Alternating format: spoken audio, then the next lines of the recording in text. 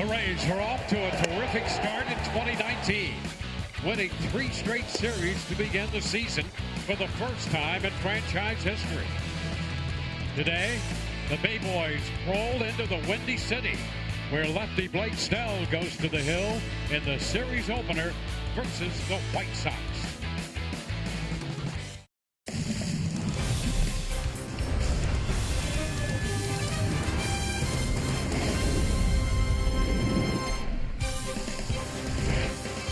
This afternoon, we welcome you to the south side of Chicago, home of the Chicago White Sox, where the Rays will continue their 3-city road trip.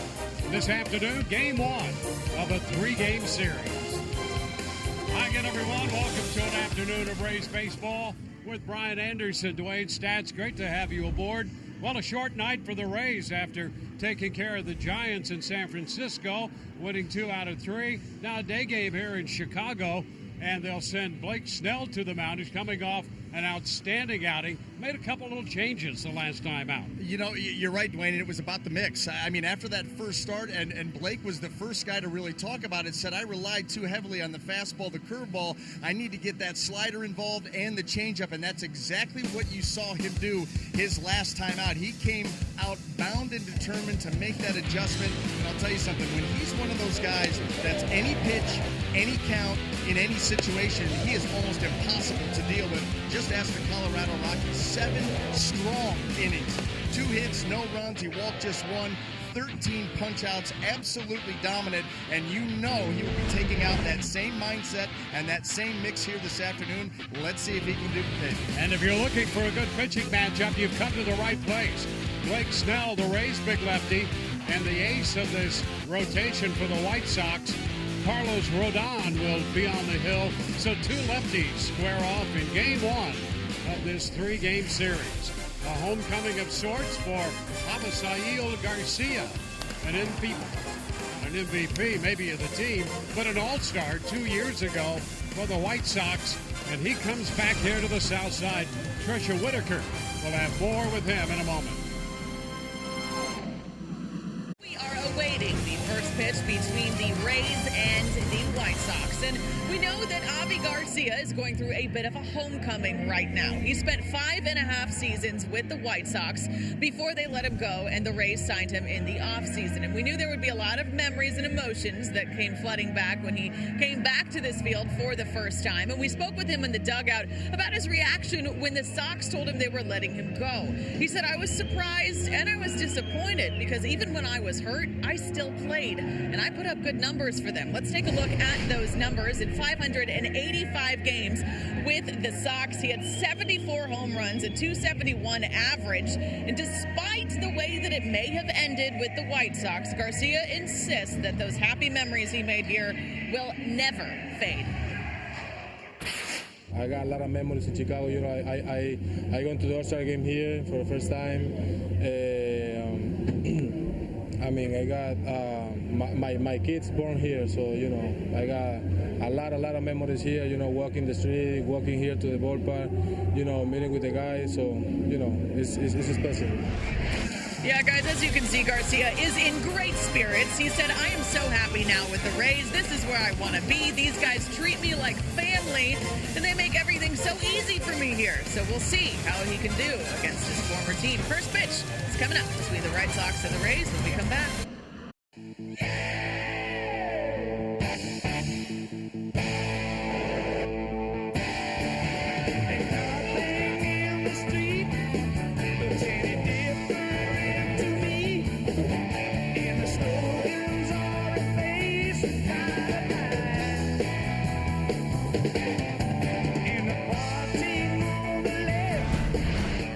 Snell will be on the hill for the Rays here this afternoon on what is turning out to be a gorgeous day for baseball. A little cool this morning, but typically in Chicago, the morning doesn't necessarily give you a great forecast for what the rest of the day will be.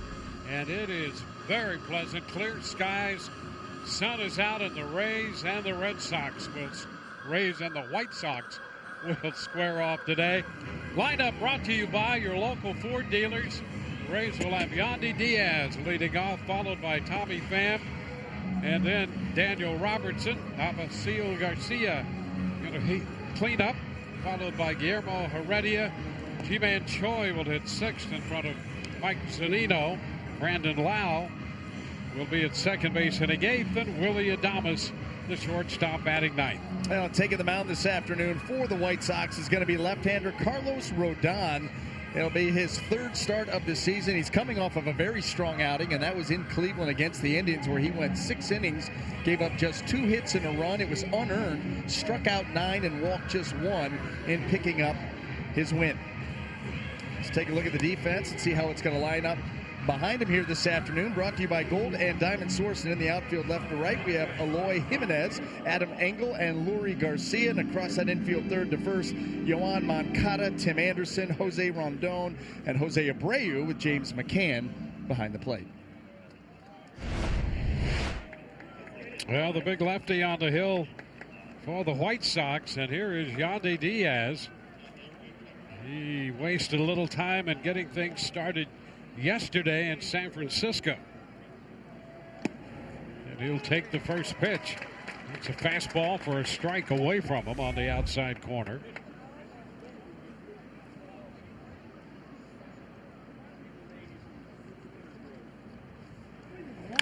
Down the right side and to the left of Abreu for a base hit into right.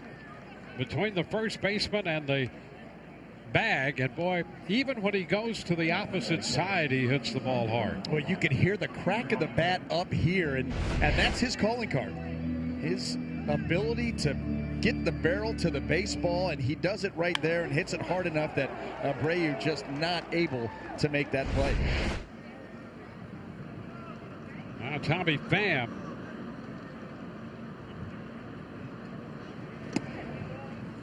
And that pitch is inside. Pham extending that streak of reaching base. 42 consecutive games he's been on base since coming to the Rays. Just to give you a little perspective, he's halfway to the mark set by Ted Williams in 1949. 84. How's that? Having to do that all over again? Now you got to count down to 0. It's 2-1.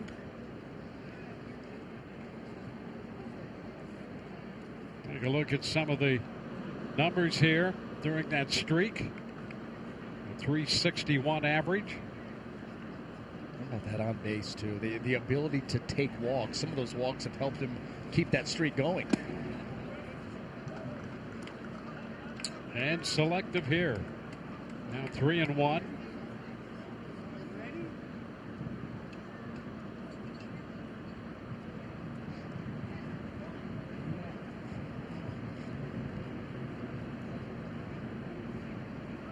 White Sox lefty comes in with a 159 earned run average. He's won a game and lost a game. This one is pop foul. Pham with a couple of appearances against him in his career, 0 for 2.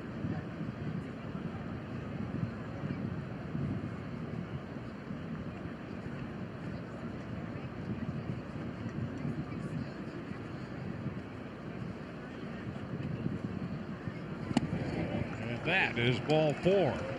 First 2 men aboard. So the Rays present an immediate threat. 2 men on with nobody out. So that extends his streak to 43, putting a little daylight between himself and Johnny Damon. Yes, he is. Started that streak at the beginning of the season, tied with Evan Longoria. We just saw him in San Francisco. It's past Johnny Damon. He does it via the walk, and that will be interesting to see the Rays and how they go about attacking Carlos Rodon. He had a walk rate a season ago of over 4 per 9 innings, so he can be scattershot at times. Robertson with a look on the pitch down. The ball, no strikes. You just got to tell yourself, especially early in the count, that you're not going to attack unless that pitch is in your wheelhouse. Let him get himself into bad counts, and then that increases the chance for a pitch out over the plate. That's It's a strike, 1-1. Hunter Wendelstedt is calling the balls and strikes. Tends to have a zone that's a little bigger than maybe the average umpire. See how that works out. Umpired his first big league game in '98, joined the staff in '99.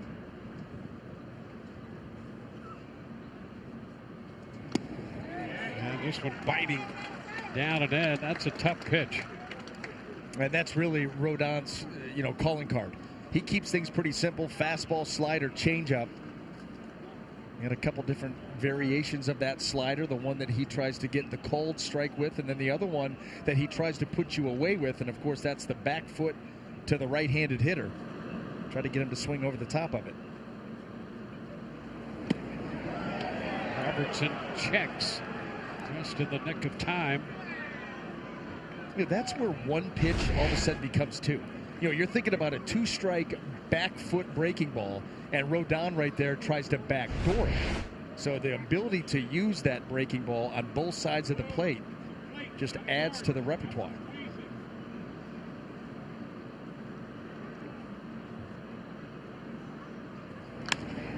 Up the right side toward the line. Garcia on the run. That's going to be a fair ball.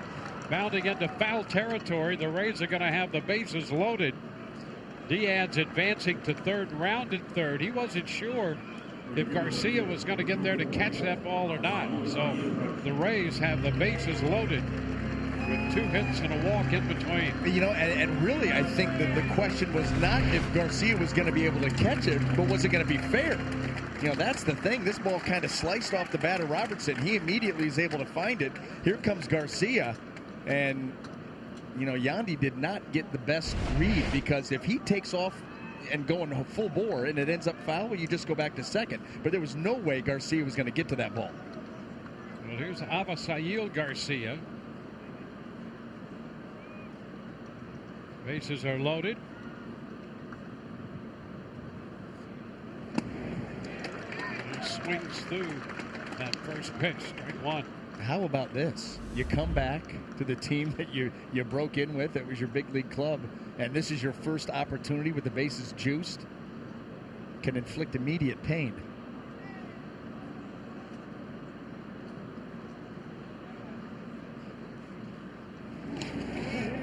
Pitch is down. Well, Garcia, an all-star season 2 years ago with the White Sox.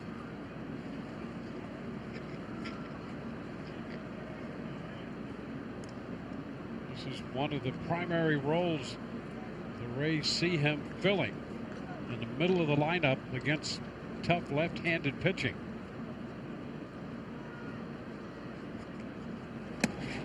Way high there. Now it's 2-1.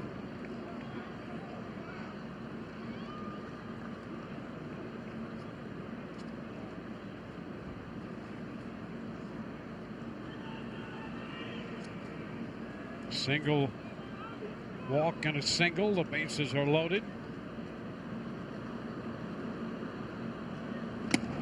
And that one started wide and caught the zone. So he got that pitch in there to even the count at 2-2. Well, this is the strike version of that slider, and it's right up at the top of the zone. And he's fortunate to get that call. There's that big zone. Yeah.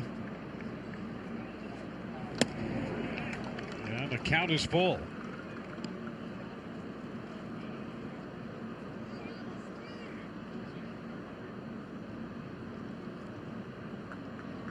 Well, for the Rays, the continuation of the 9-game road trip. White Sox home for 6 games. Finished the series with Seattle. And a wave and a miss. Got him to chase a bit right there, 3-2. And that's out number 1. Yeah, able to take that pitch on 2-2 to get to the full count. And then Rodon comes right back with it. And Avi just cannot lay off.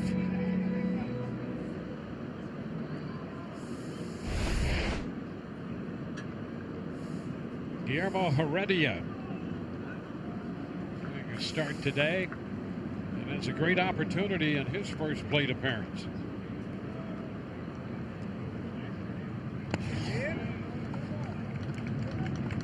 Ball, no strikes.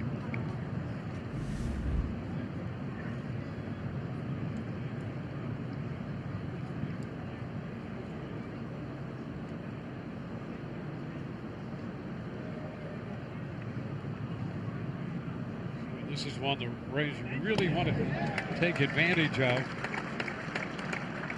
Already missing the slider, trying to hold up halfway through. Great opportunity early. And on the road, kind of sets the tone for the game, sets the tone perhaps for the series. Particularly the way this guy's been throwing the baseball in his first couple outings.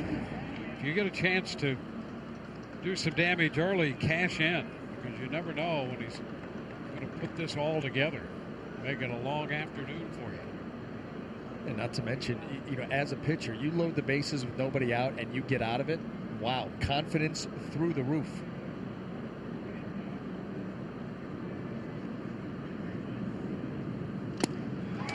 Big cut, and it's 2-2.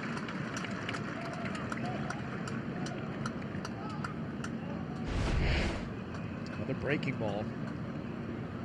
And I don't see why Rodon would not go right back to it. You get that kind of a swing and miss.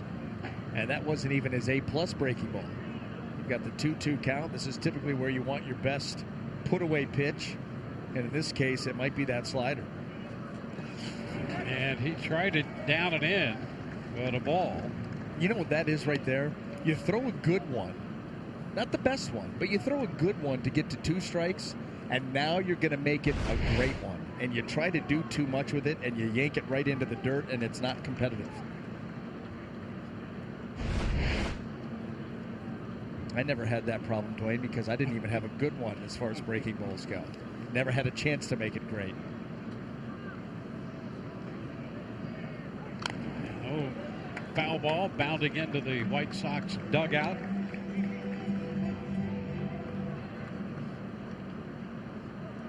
Rays come in 7-3. The White Sox 3-5.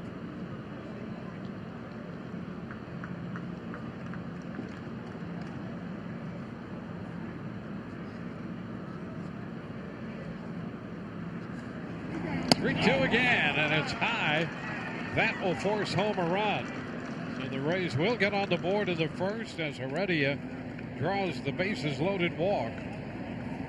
His 3rd run batted in. Diaz across the plate. Pham to 3rd, Robertson in 2nd, and Heredia takes over at 1st with an RBI. And a walk. So the White Sox are going to talk it over, and now a word from Horse Soldier Bourbon Whiskey. Horse Soldier Bourbon Whiskey. Legendary spirits made by legendary men. Well, this spring, Don Cooper, the veteran pitching coach, I think, like a lot of pitching coaches in the spring, emphasizing the need for that first pitch strike out of his pitching staff. And here, really the ace of the staff has had a problem. Couple of walks, including the bases loaded walk here. And that's why maybe some Horse Soldier made its way out to the mound right now to calm him down. Those last 2 pitches, Dwayne, were Rodon trying to do too much, trying to be too nasty. He needs to calm down just a hair. G-Man Choi takes ball 1. Just calm it on down. Sometimes that's the key. Yep. You just get a little too wound up, especially early in the game. This one lifted toward left center. Engel cutting over. He'll make a little leaping catch right there. Tag at 3rd. Pham will score. Choi making contact. Made a bid for extra bases and settles for the sacrifice fly. The Rays have a 2-run lead. Well, that's the one thing that Adam Engel gives this Chicago White Sox team is the ability to cover some ground, and he had to here because Choi, tell you what, if that gets down, now you've got a really big inning for the Rays, but he's able to get there with a little leap and at least keep it to just 1 run. Well, that's a nice stroke by Choi against a very good left-hander. Mike Zunino, 2 men on with 2 men out and 2 runs home already. Pitch is low. Well, the Rays, after dropping the first game of the year, the season opener, have won 7 of their last 9. 7-3 overall. This will be the 30th pitch of the inning. And it's inside, so this is certainly far from what the White Sox had wanted from their ace left-hander. And you love the Rays' approach again. Like we said earlier, his walk rate lends itself to, listen, he can be erratic at times, so be patient with him. He leaves something out over the plate, go right ahead, but be patient with him and he'll put himself into some bad counts.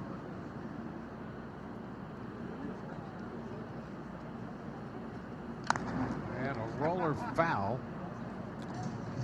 You know, that's the challenge. You've got a great arm out here, a very talented left-hander. First couple of starts, he walked only 2. White Sox thinking he's turned the corner and he's going to just catapult himself into a good year, and he comes out, has a difficult first inning here, commanding his pitches. A couple of walks, 2 runs in. Pitch in the dirt, blocked by McCann. So it's a 3-1 count. Well, that's why he's tried to incorporate the 2 versions of that slider, the strike slider and then the put-away slider. You've got to have pitches that you can attack the zone with. Changeup's not going to be that pitch. That's not going to be a taken for a strike pitch most of the time for Rodon. That's not the way he wants it. So then that leaves you just with the fastball.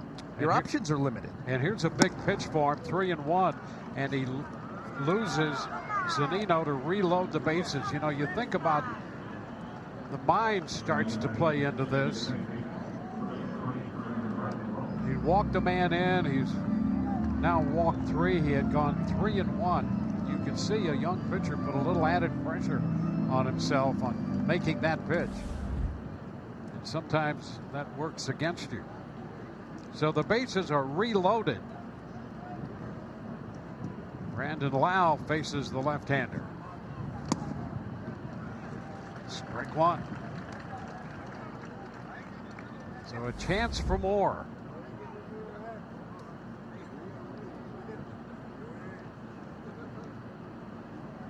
Rays scored in the first inning in all 3 games in San Francisco. They've scored in this one way up there, up and in, 1-1.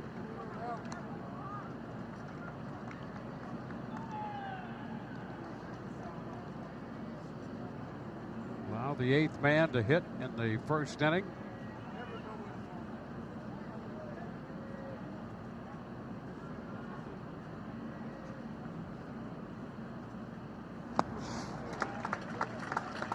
Ball, 2 strikes.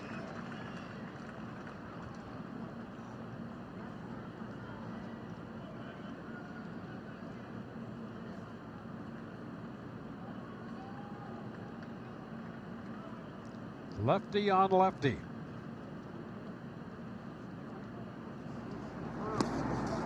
Wow, takes it low. 2-2.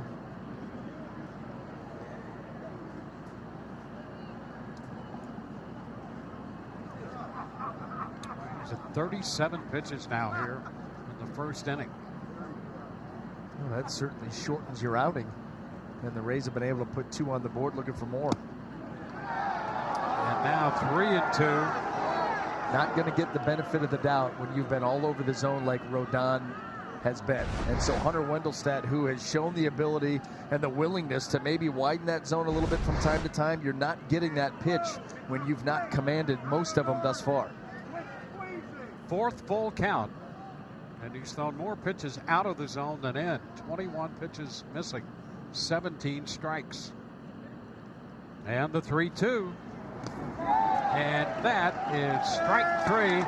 Lau thought he might have drawn the walk, but he's caught looking. Rays come up with a couple runs. We go to the bottom of the first. On to the bottom of the first inning. Rays have taken a 2-0 lead.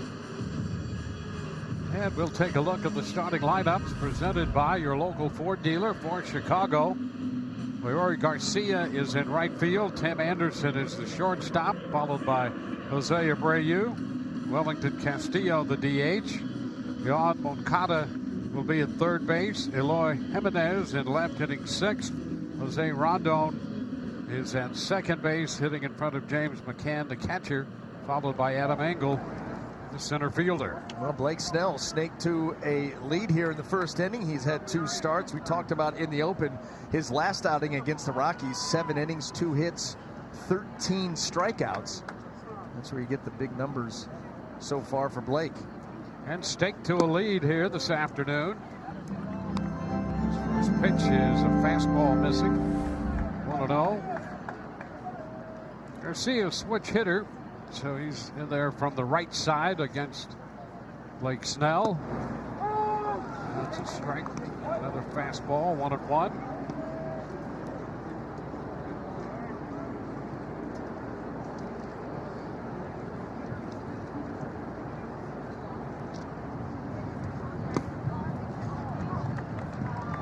Two and one. I don't know if it makes a lot of difference if you're going to hit right-handed or left-handed against Snell. If you're a switch hitter, right-handers hitting 171 against him. Lefties 222 through the first couple of starts. I'm going to go with the 2018 numbers where lefties hit 135 and say just swing it on over to the right side. Yeah. That's a very small sample size, but yep, he's tough on everybody. Yes, he is. And he strikes out Garcia to start the bottom of the first. Well, let's take a look at a scouting report on Blake Snell.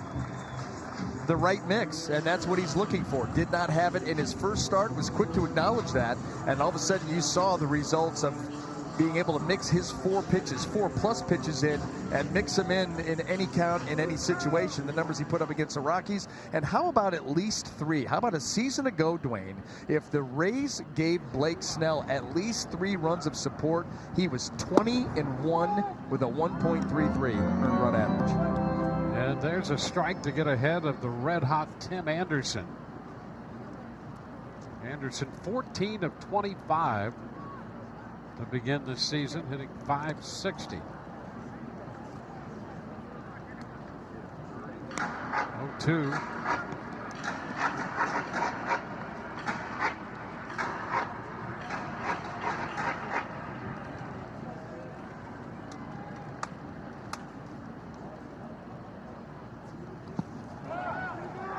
And he did go. He's out of there. And Blake Snell picks up a strikeout of the first 2 men he faces. I'm going to tell you what, you get Blake Snell, or Blake Snell gets you to 2 strikes, but he will expand the zone. Tim Anderson swinging the bat as hot as anybody in Major League Baseball right now. That's one way to try to slow him down.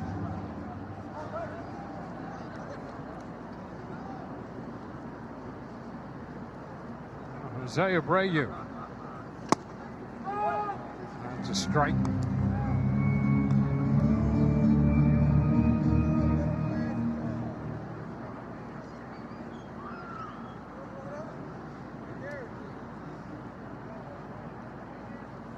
Abreu with 3 home runs. Takes this one down. 9 runs batted in for the veteran first baseman.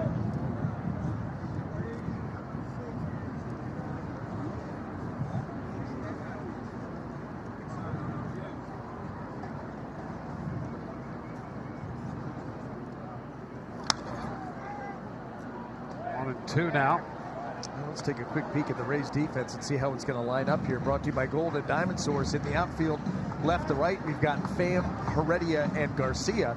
And across that infield, third to first, Robertson, Adames, Lau, and Choi, with Mike Zunino behind the plate.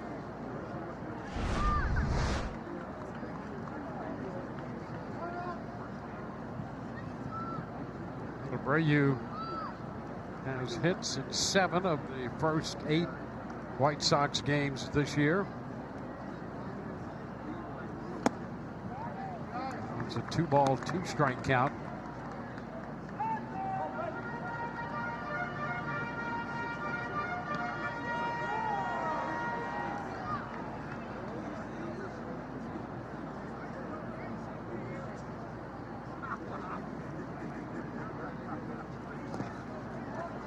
And we're going to go all the way to 3-2.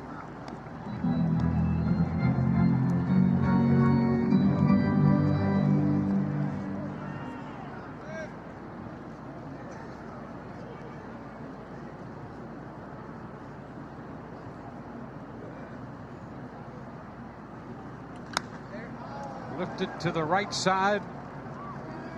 It's Lau angling out from second, and he makes the catch. 1, 2, 3, go the White Sox. Rays lead 2-0.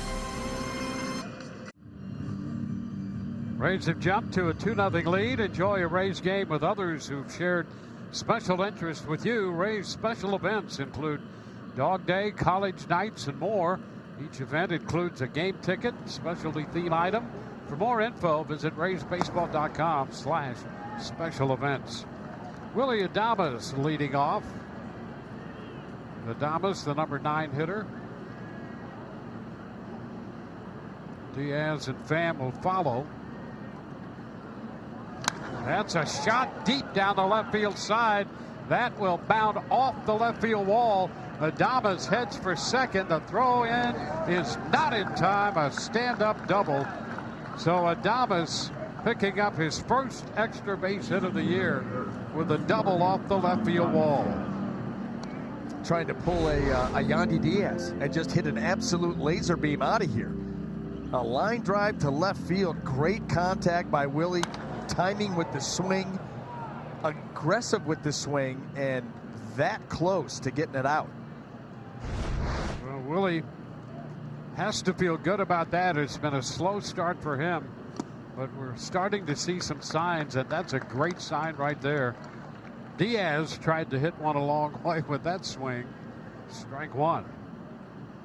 Well, I think the most impressive thing about it is, we've seen Willie in between a lot of swings. Not a lot of conviction. That one he went right after. Popped up, carries back into the seats behind the dugout. 0-2. Sometimes you get to the point, whether you're a pitcher or a hitter, things aren't going your way, and you say, "Wait, I'm thinking way too much. I have the game plan. I know what my hot zone is, and if there's anything around there, I'm going to just turn it loose. I'm going to turn it loose, and at least if I go down this afternoon, I'm going to go down swinging, literally."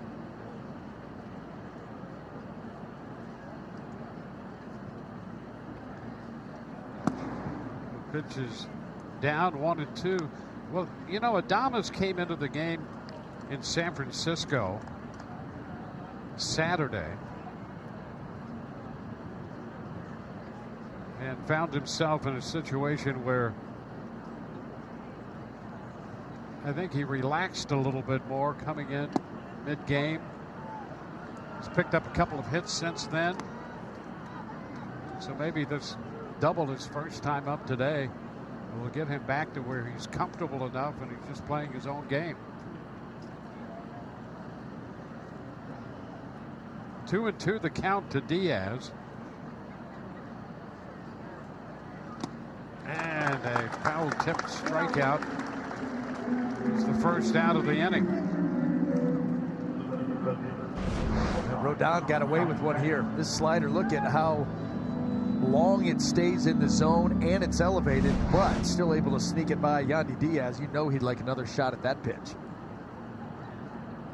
Tommy Pham with an opportunity to drive in a run. Walked and scored his first time up.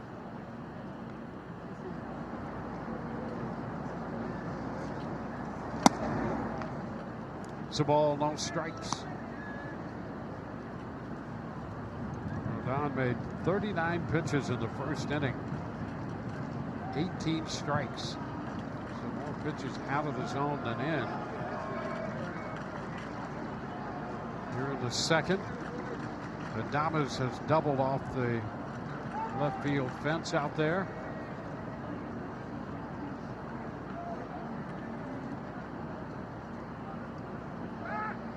Pickoff play at second, almost throwing it into center field. Rondon stretching out to gather that one in. Well, those could be dicey. We've already seen a couple of pickoff throws gone awry help out the Rays.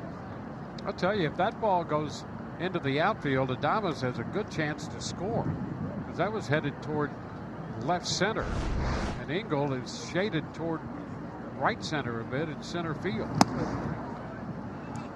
Missed by plenty there. 2-0. You can see where he's shaded. The only thing that would have worked against Adames was the dive back in. He'd have to get himself to his feet, but he certainly would have had a head start on Engel and some room in between them. The right side toward the line, slicing. Garcia into foul territory, and that ball foul and out of play.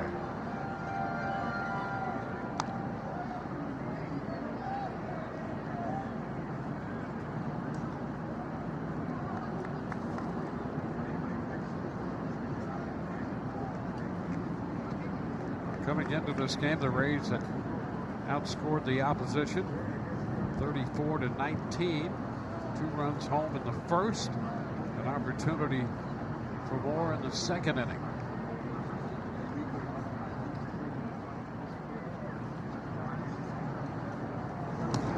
And this one's going to skip away to the backstop, down and in. It sends Adames over to third.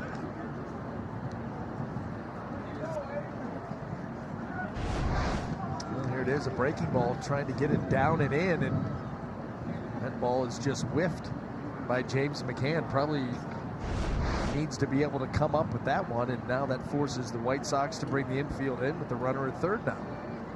Scored a wild pitch. So a man at third and a bigger opportunity. And that's ball 4. So Pham will head to first with his second walk. You know, that pitch, one of those pitches, 3-1, a close pitch, he took it. And a lot of hitters going to be selected 3-1. But that was a pretty close pitch. His strike zone right now is well defined. I mean, he's just not going after fringe pitches. Daniel Robertson. There goes Pham, and the bunt down the first base side. There's nobody covering first. The run scores, and the Rays make it 3-0. Robertson putting down the bunt to the first base side, and as it turns out, perfectly placed. No chance to get the runner coming down from third, and nobody covering first.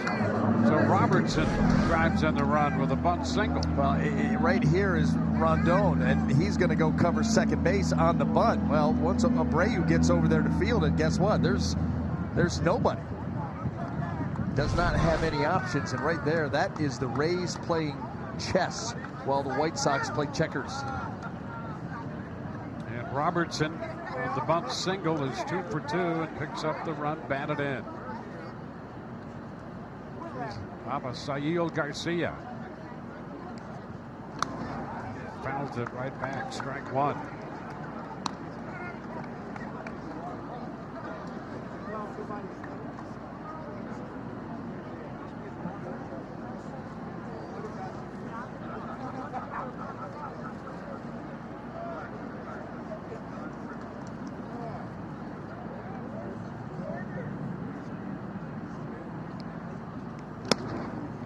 Upstairs.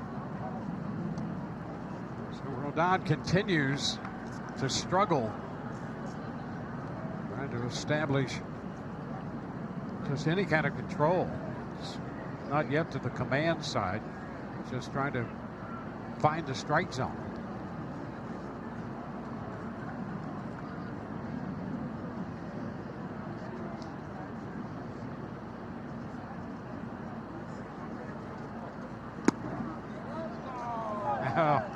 That's a strike, says Harry Wendelstedt. And that's the one thing you want to try to avoid. Rays have done a great job so far is letting him off the hook. Here's another breaking ball, not going to be in the zone. And, you know, Avi probably still smarting from that first at bat with the bases loaded, maybe being a little bit too aggressive here.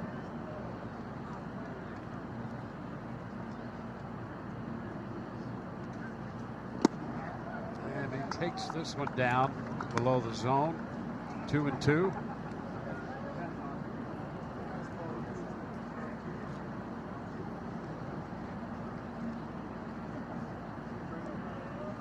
Former All-Star in a White Sox uniform 2 years ago, Garcia. Fouls that one out of play.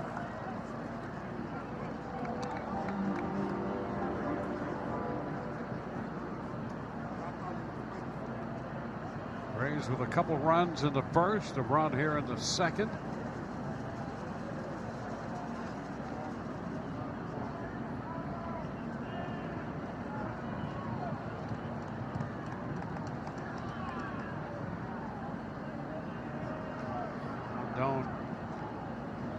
Certainly not comfortable out there.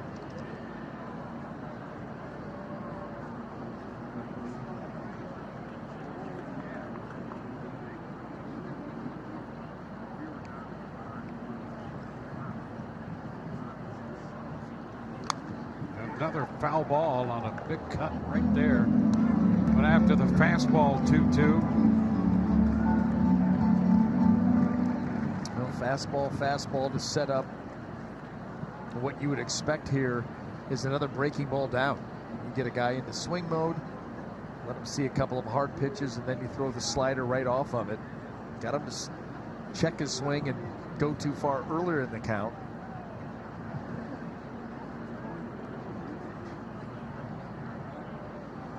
Runners go. The pitch is down, and the throw is not in time. The Rays pull off a double steal. Pham into third, Robertson trailing into second base, and it's a full count. Well, they picked a good pitch to run on too. It was a breaking ball, and it was a little too far down, and so you see the jump, really no play whatsoever on Pham. The Rays 12 of 12 as a team running. Boy, that's picking your spots. I'll tell you what.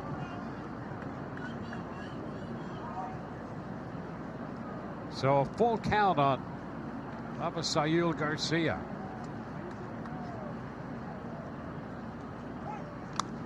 He fouls another one back.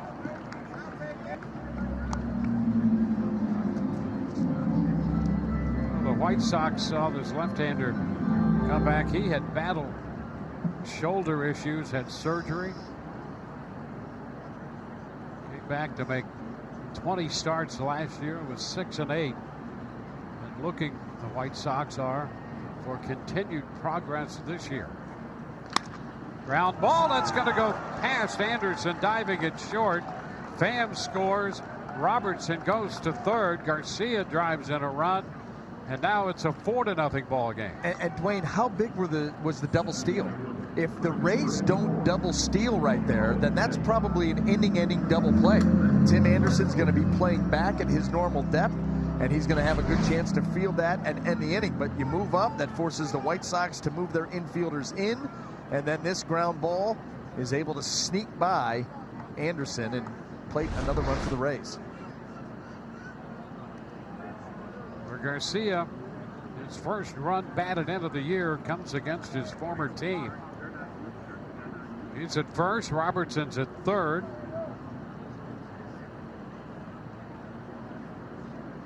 Guillermo Heredia walked with the bases loaded in the first inning.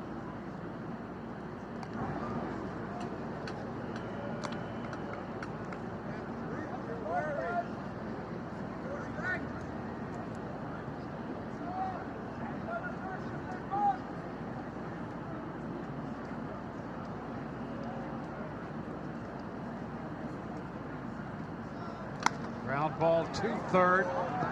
Throw to the plate. They're going to get the rundown going here. And finally, The tag is made. Garcia winds up going to third. Heredia winds up going to second base. So they get the out, cut down the run. But the threat still in order with 2 men in scoring position. Credit that guy right there. Daniel Robertson stayed in that rundown long enough to force one too many throws by the White Sox. They've got to be able to knock this down quickly, and Daniel Robertson is able to run back and then head back and stay in it long enough that all the rest of the base runners are able to move up. It's a good job. Ji-Man Choi lifted a sacrifice fly toward left center in the first. He looks at the first one for a strike.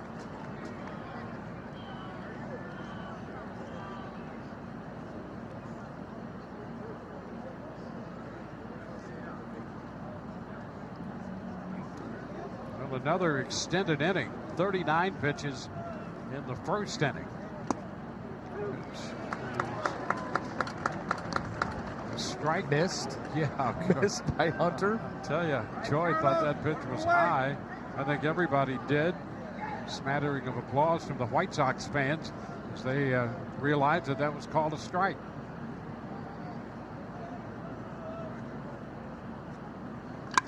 Ground ball to the right side. Rondon takes care of that. The Rays will send 7 men to the plate. Add a couple more, and it's 4-0 Tampa Bay. Welcome back to Guaranteed Rate Field, where the Rays lead the White Sox 4-0. Blake Snell is on the mound today, and he is looking for another strong performance after his strong 7-inning shutout start against the Rockies the last time he was on the mound. And he said the key to that is going to be having just as much variation to his pitches. He said this Sox lineup can hit the fastball, so if you don't change it up, they can be dangerous. So if I mix it up, I can definitely succeed. He said he's talked with Mike Zunino and Mike Perez about it. He told them we need to mix it up, and we don't want to fall into a rhythm of 2 pitches that are really good, because I have 4 pitches that are really good. It's also on me, though, he said. I got to understand what I'm doing and why I'm doing it, because you have to keep this Sox lineup off balance. So far, so good, guys. Yeah, and he does have something that a lot of major league pitchers wish they had, and that is 4 good pitches. He'll throw those at any time and any count. And you know why he has a chance to be special? And it was interesting what Tricia said talking about Blake, is that he just doesn't want to follow fingers from his catchers. He wants to know, why are we doing this? How is this pitch setting up the other one? That's why Blake Snell has a chance to be special. He's already shown that ability, but he could be able to sustain that for a long period of time. But it's the wanting to know why. That is next level thinking. 3-0 to Castillo. He comes back with a strike. Fastball, 95. It's good to have 95 and locate it where you want if you're down 3-0. Do a lot with that baseball. And now the count is full. Especially when you can do that right there. 3-0 fastball in, 3-1 changeup away. This is what you talk about. Any pitch, any count. He's not predictable.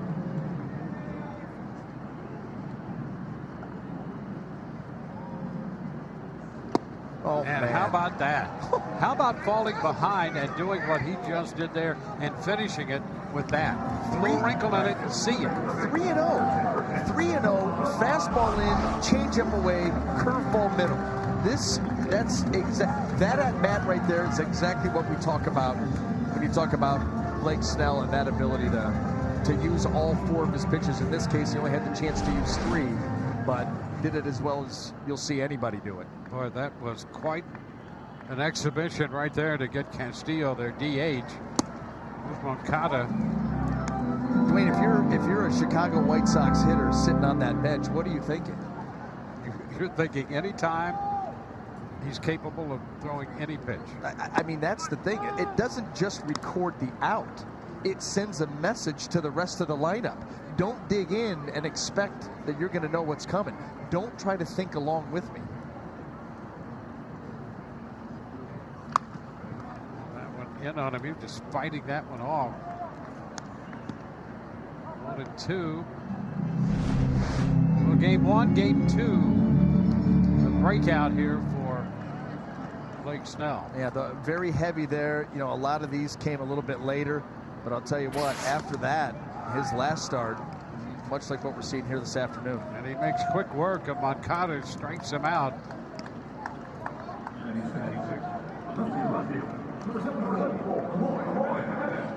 So 2 up, 2 down, 4 strikeouts in the first 5 hitters. Take a look at that. Look at the depth on that breaking ball. And Moncada, who the propensity to strike out, will follow you out of the zone. And right now, Blake Snell feeling it. I'm telling you something right now. That at bat with Castillo, that's a tutorial. You take those 6 pitches and just say, all you young pitchers, take a look at this. When you're able to do this, you've arrived. Yep. And 97 on the fastball to Jimenez to begin him.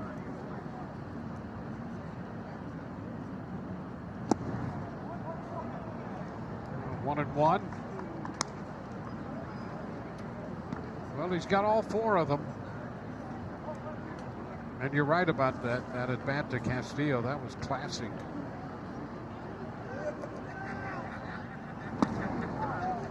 That's how that's an at bat that puts a guy in a slump.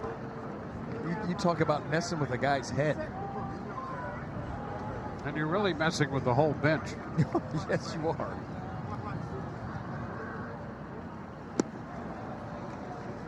Two.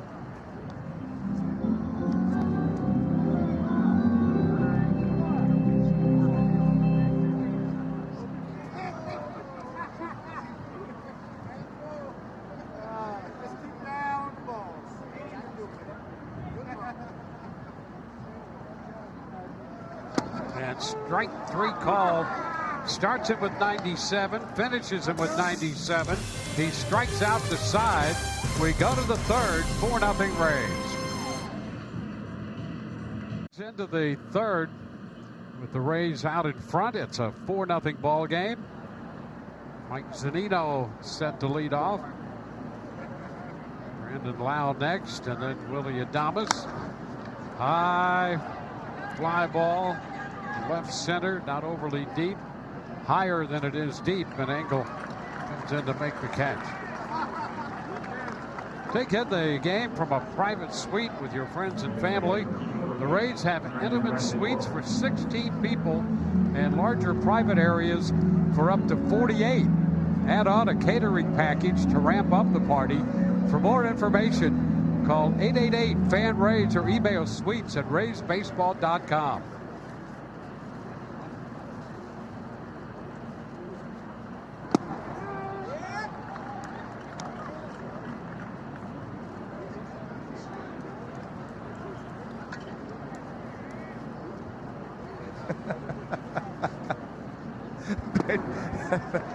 Lau up here.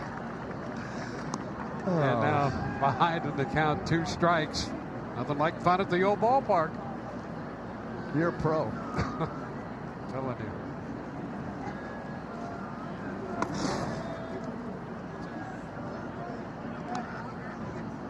One ball, 2 strikes.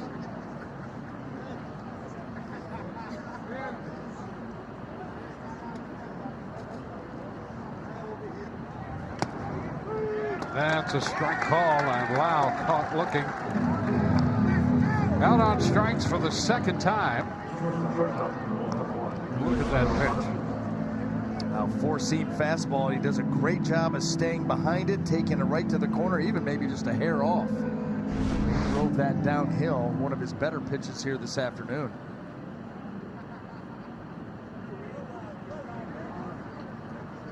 Willie Adames goes after the first pitch fastball and fouls it back for a strike.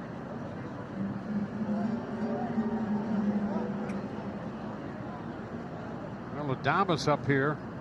The Rays have gone through the lineup twice now. He looks at a strike. 2 count.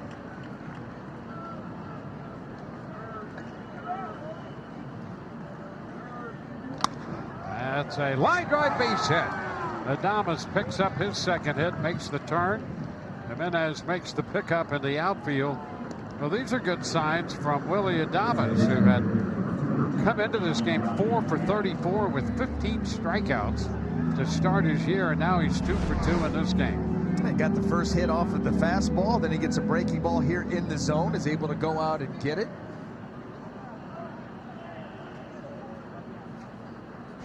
Top of the order, Yandy Diaz takes a pitch upstairs.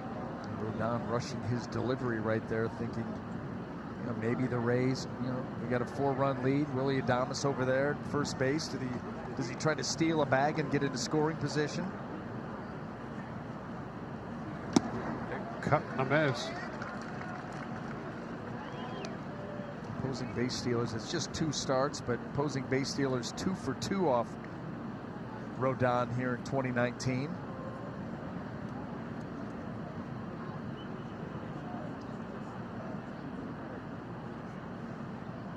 A step back, and back to the bag goes Adames.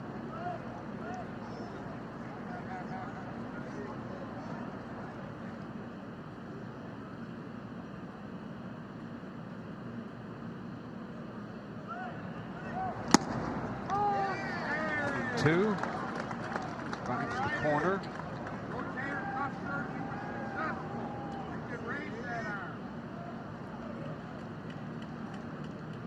Rays have 4 runs, 6 hits. They've been aided by 4 bases on balls.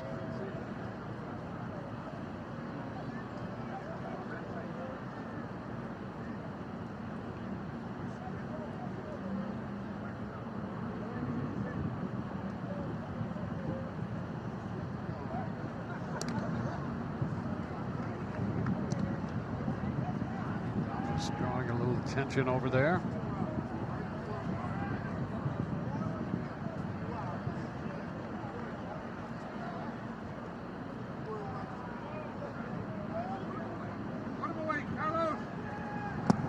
It's a cut and a miss. So Diaz strikes out. The Rays leave a man aboard. They lead 4-0. Bottom of the 3rd coming. Rays baseball on Fox Sports Sun, brought to you by W.B. Mason, the official office supply company of the Tampa Bay Rays. By Auto Nation, get one price pre-owned vehicles at Auto Nation. Shop now at AutoNation.com and by your local Toyota dealer.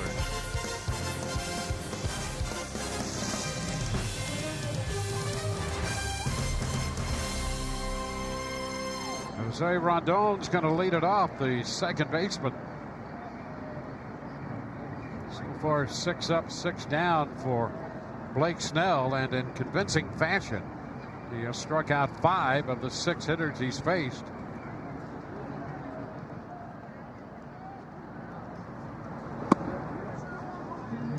Rondon takes the pitch. 1 ball, no strikes.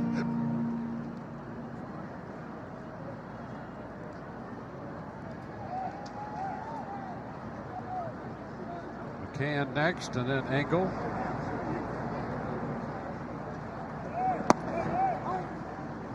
1-1. He drops the breaking ball in.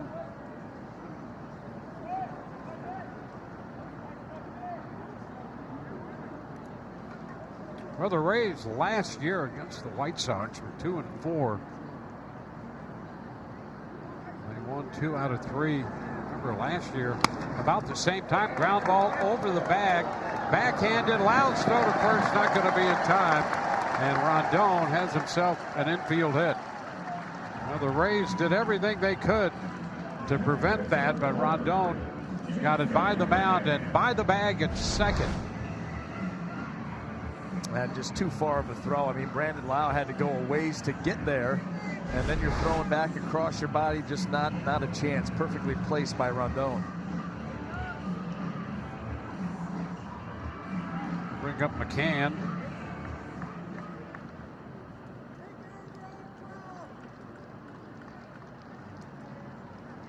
James McCann, 5 of 16 at the plate.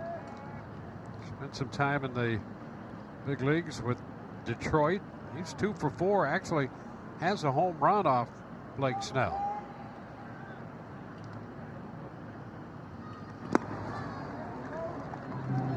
Just down 1-0. The leadoff infield hit. Putting a man aboard.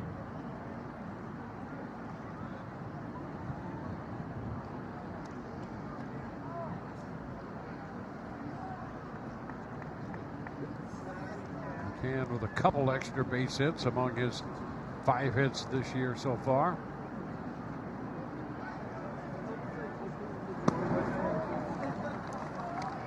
Snell falls behind him.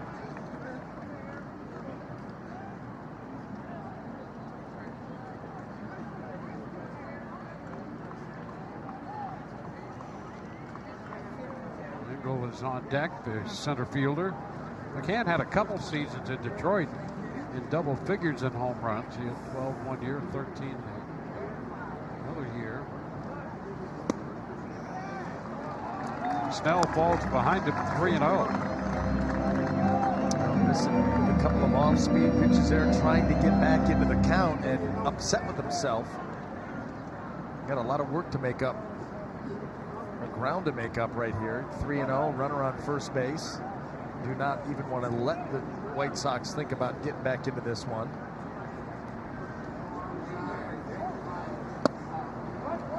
Which is a strike, 3-1.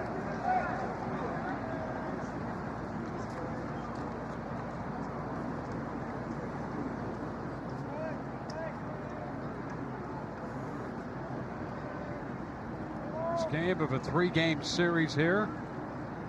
Rays have Snell, Charlie Morton, and Tyler Glasnow set to go in this series. He's going to run the count full. Well, the one thing it is nice to know if you're Blake Snell, that when it is time to get predictable, you still have the fastball that can overpower guys. And he doesn't always do that. We've highlighted that. But when he wants to rear back 3-0, 3-1 with heaters, okay, that's still going to be tough for a hitter to deal with.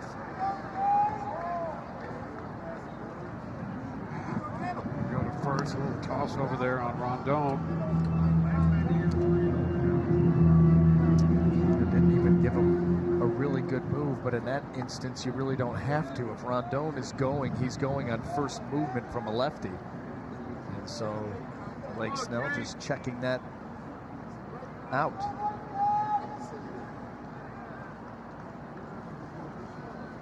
3-2, it's fouled away.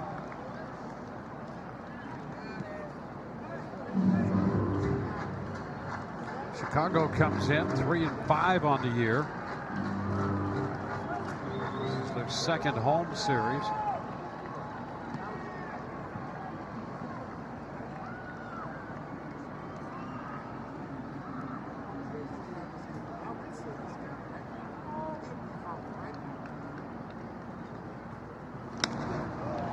And to right field, Garcia back a little bit, position to make the catch.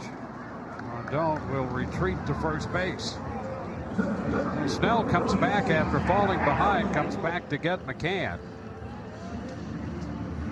And the center fielder, Adam Engel, will be coming up.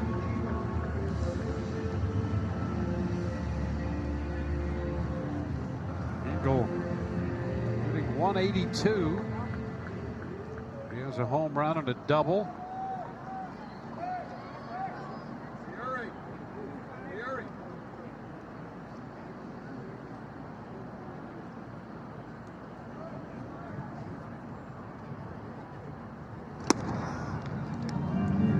Ball one away. Engel came up through the White Sox minor league system.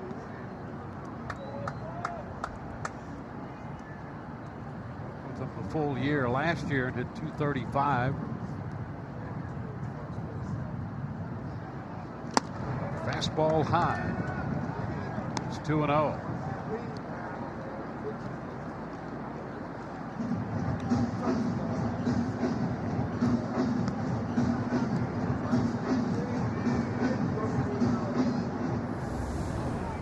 Started the game with back-to-back strikeouts of Garcia and Anderson.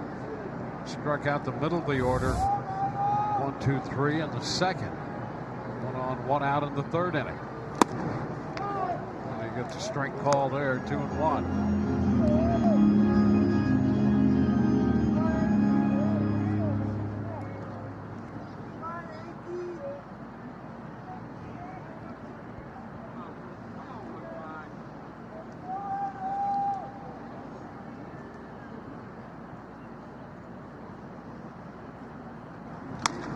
Ball left side. Robertson to second one. Lyles throw to first. A 5-4-3 double play.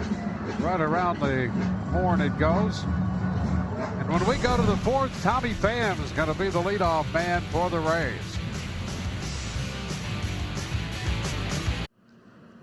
On to the fourth inning we go from Chicago. Opening game of this 3-game series. Rays and the White Sox. Tommy Pham will lead it off. Rays fans here finding a spot in the sun. Gets a little cool in the shade. They're taking advantage of the sun while they can. This pitch to Tommy Pham is low.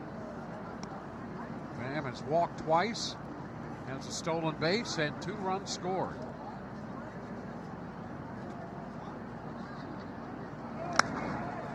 Fouled back.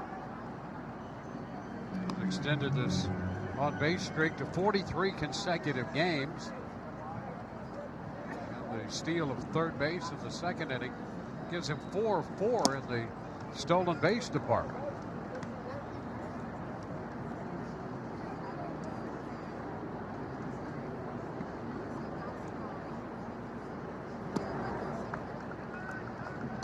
And ahead in the count. Boy, he's been up in the count, it seems, in every at-bat this year.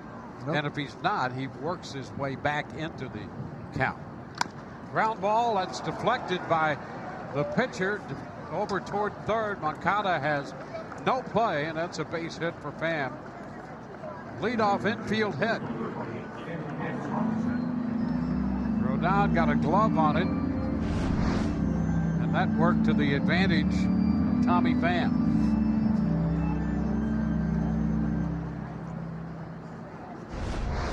Rays have put the leadoff man on base in 3 of the first 4 innings.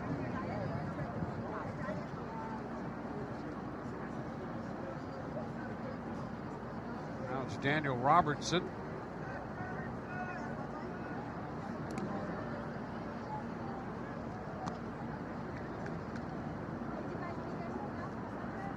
He's pulling off a double steal in the second inning.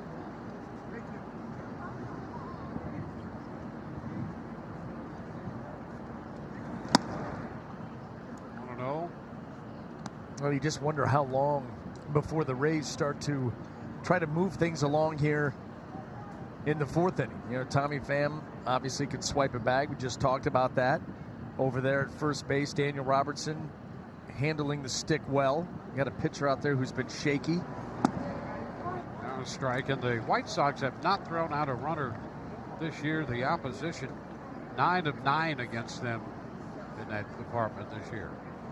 And they gave up the second most stolen bases in the American League a season ago. So it has been an ongoing problem here on the south side. Back into the screen. 1-2.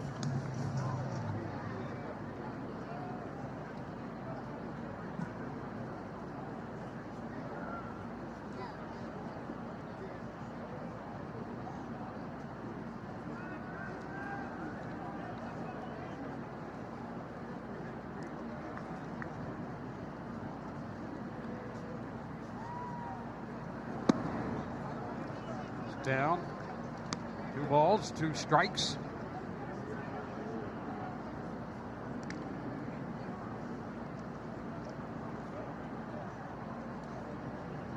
Well, the Rays start today 7-3, up by a game and a half in the AL East over New York. Man draws the attention of the left-hander Rodon again.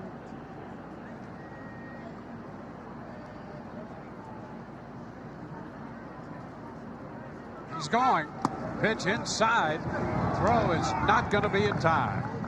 Stolen base, number 2 of the day for Pham. Count goes full to Robertson. Well, I guess it took 4 or 5 pitches before the Rays are going to start to try and make something happen. And Tommy Pham, a good jump, another stolen base, really no play on him whatsoever. McCann up and out with the throw and didn't have a chance.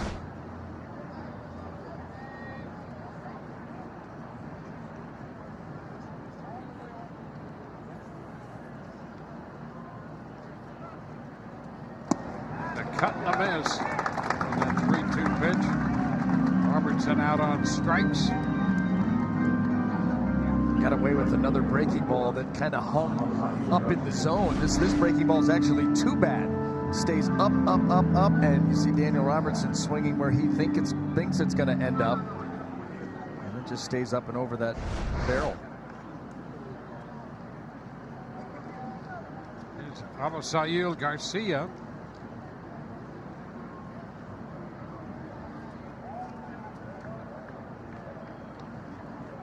Garcia single homer run in the second against his former team.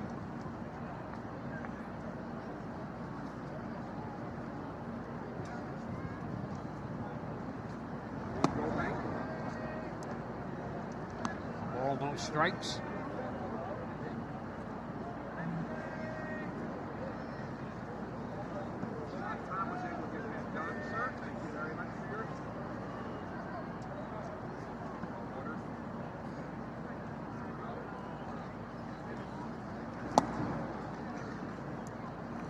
It has been a battle for the left-hander Carlos Rodon today. Battled his control, 49 strikes and 41 pitches out of the zone for his first 90 pitches.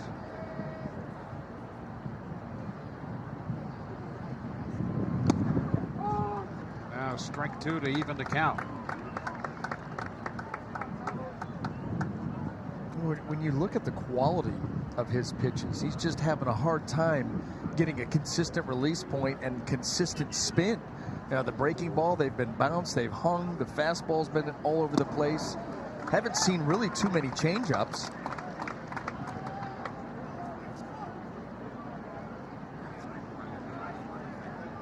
Just a handful of the changeups, and everything else has been fastball, slider. And they've not been consistent.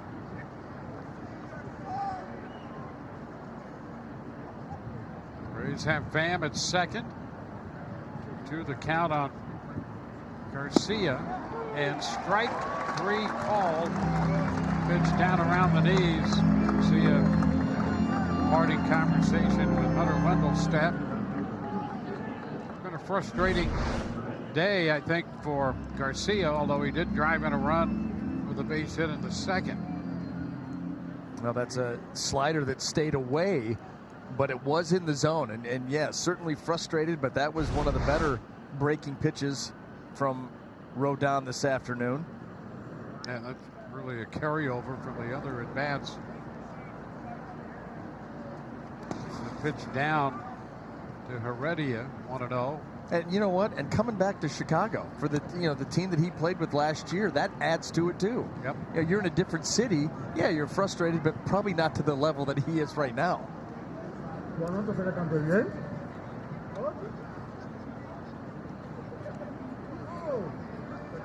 Heredia officially 0 for 1.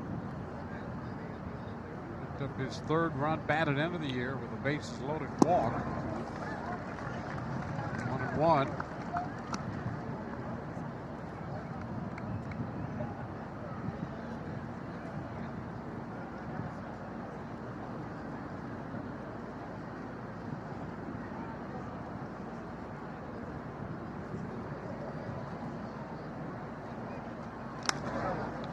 Foul the other way.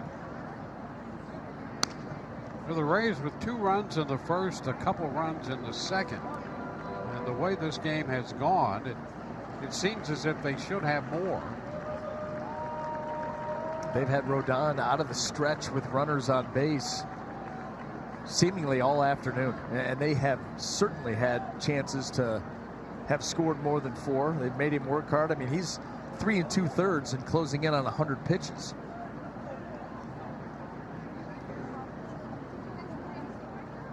Already behind in the count.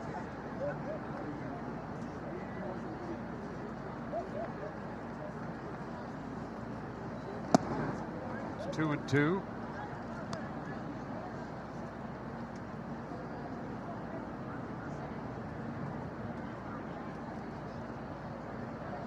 Already coming over from the Seattle Mariners.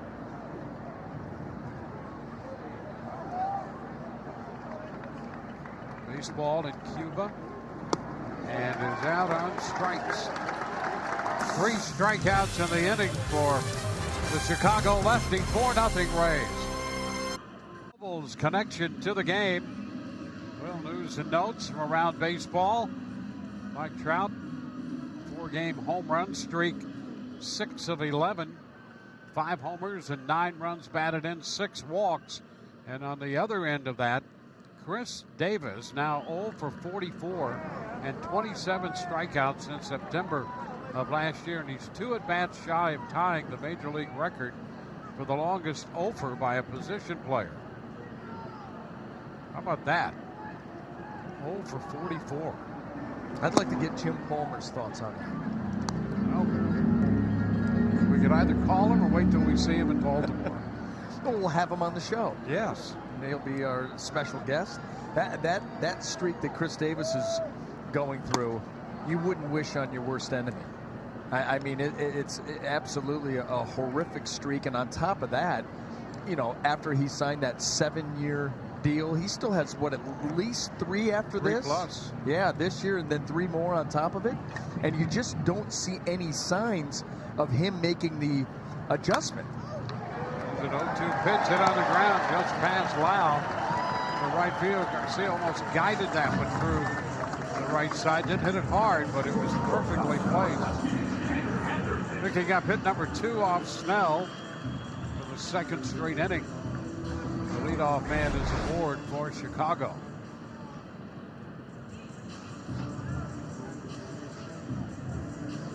You know, and even a season ago, a 168 batting average was the lowest for a qualifier in the history of Major League Baseball. You know, the Orioles in a spot there where they're getting no production, and that's been evident for a while, and to the extreme now.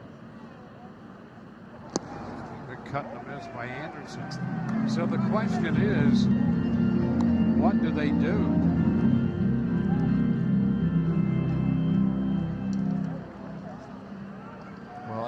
And until 2022, he's owed $92 million. And you're right. What do you do? Because you know what their fear is. Their fear is, hey, we just decide to cut bait here, and someone's going to pick him up for nothing. And what if they turn him around? Imagine the egg in the face of the Orioles. Yep. But if it continues the way it has, even not to this extreme, just last year, he's impeding development in a system now that is going to depend upon development to get back to where they want to be.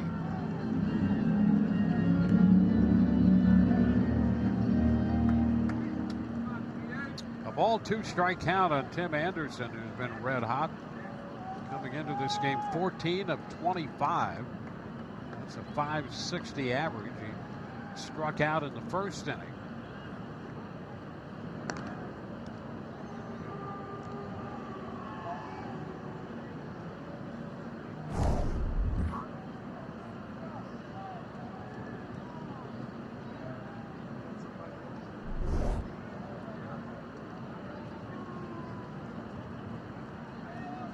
Step back and a move is low. Dug out over there by Choi.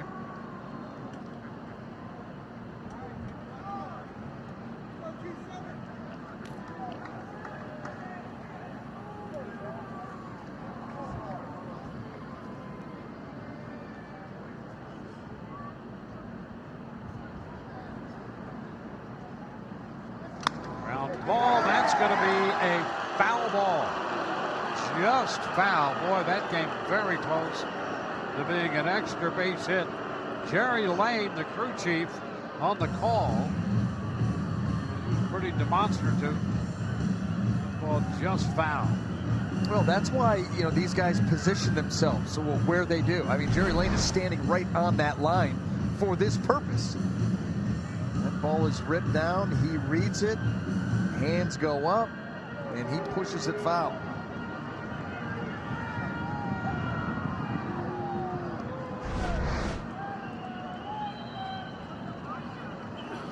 Anderson thought he had himself an extra base hit. Well, he's just going off the fact over the last 3 or 4 days, anything that he's put into play has been a hit. It's become commonplace in this world. Yes, it has. And he is out on strikes. So that's out number 1 here in the bottom of the 4th inning. Second time Anderson has gone out on strikes. Well, he is in that swing mode, and a great job by Blake Snell not only to recognize it but exploit it. Goes up above the zone, a good, well-located fastball, great velocity, and picks up another strikeout of Tim Anderson, a guy who over his last 3 games, he came off the paternity list, and he was 10 out of 13 with damage. How about that? In that series against the Mariners. 10 out of 13. Yep. Ryu looks at a strike. 6 strikeouts for Snell.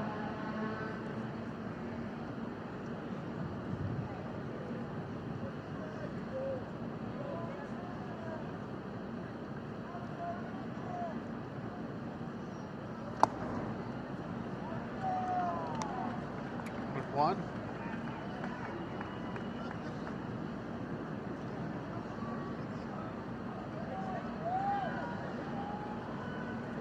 Home runs for Abreu here in the first week plus of the season.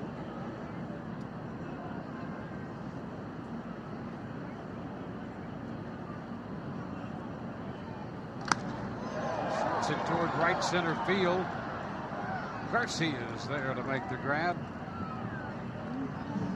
So 2 gone after the leadoff single. Wellington Castillo, the catcher, will be the hitter.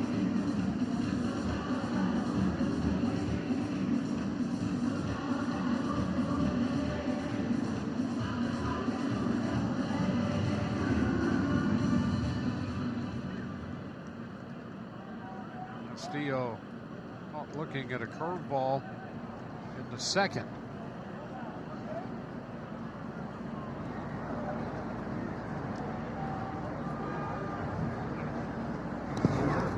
Down, runner's going to try to advance, and the throw is not going to be in time. It skipped in, and Lau tried to come up with it cleanly. So Garcia moves into second. I'm shocked that the Rays even had a play right there. But Zunino able to get on that ball quickly and get it out there quickly, and it becomes pretty close. You're able to come up with that thing.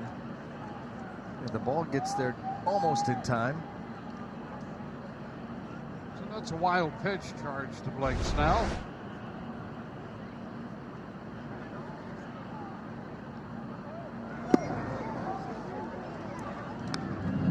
Castillo takes ball 2.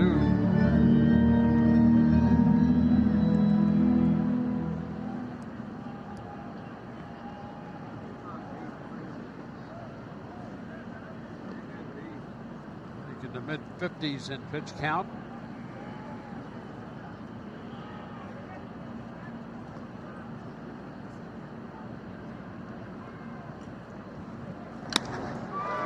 Positioned perfectly. Lau takes care of that line drive. A man left. We head into the 5th. 4-0 Tampa Bay.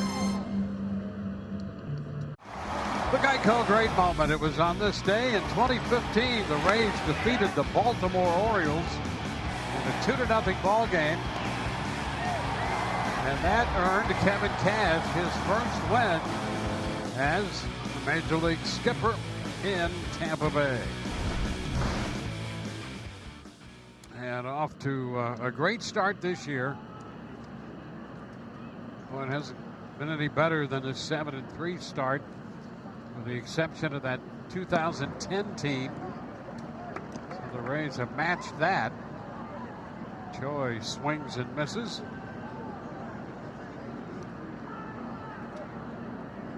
Choi, Zunino, and Lau due up. Choi drove in a run with a sacrifice fly in the first inning, made a bid for an extra base hit. So he's officially 0 for 1. On the ground to second again. And he's the first out in the 5th.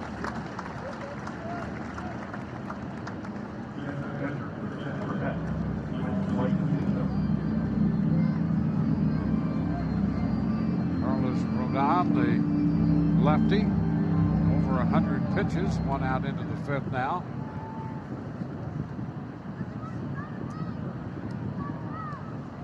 Faces Mike Zunino, who was walked and lifted a fly ball into center field.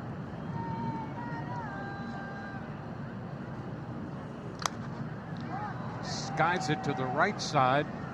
It's Jose Abreu to the stands, but it's fall back into the seats, into the shadows there.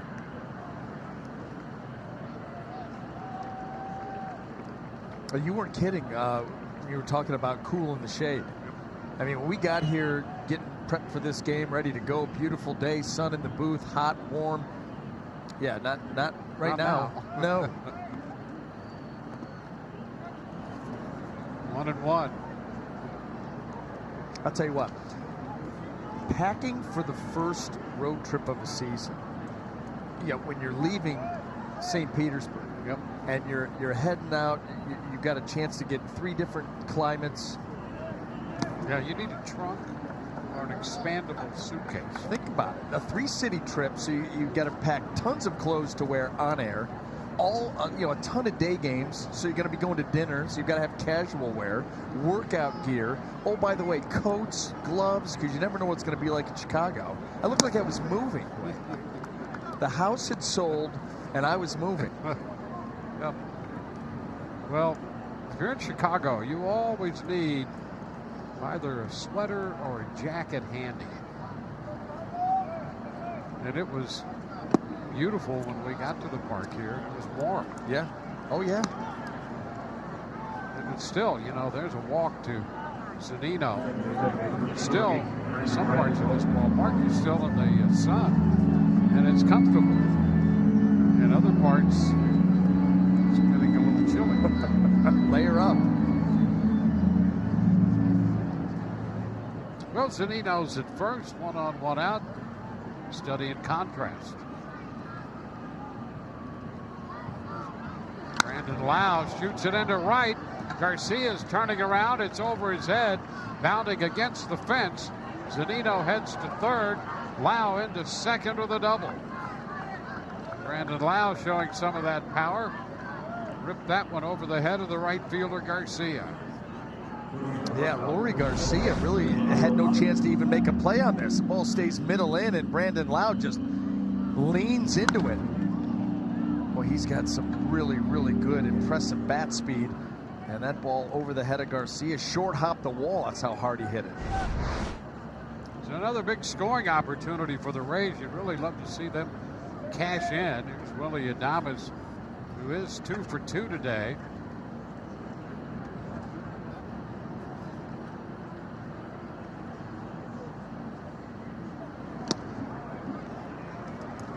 And how badly does Rick Renteria need innings out of Carlos Rodon? I mean, 3rd start of the year. He has struggled all day with command and effectiveness. He's 108 pitches in and not even thinking about going to that pen yet. Well, the Mariners came in here and put up big numbers. And so you know that White Sox bullpen got a workout. Foul ball, third base side, 1-1.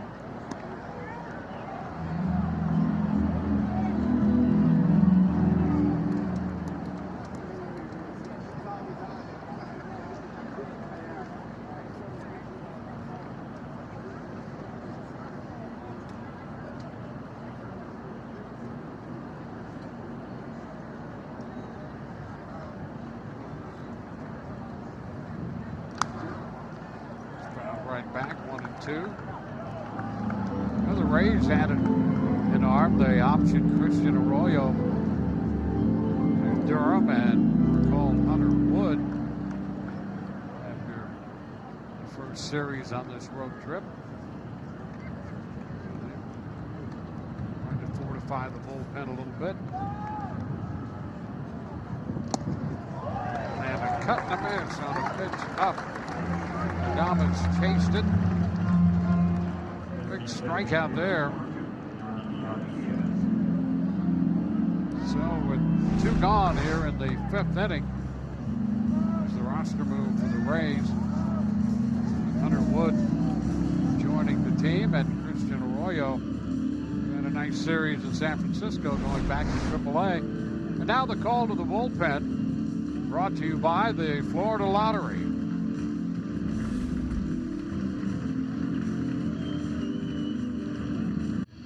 White Sox have made a pitching change. Rays with a couple of men on and 2 men out. Discover Gold with the new $15 million Gold Rush Special Scratch-Off. Features over $880 million in cash prizes. The Florida Lottery, it's your ticket. Claim it. Must be 18 or older to play. Play responsibly.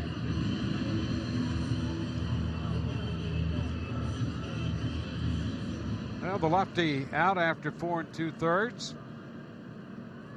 And the White Sox want the right-hander Carson Fulmer in the game now.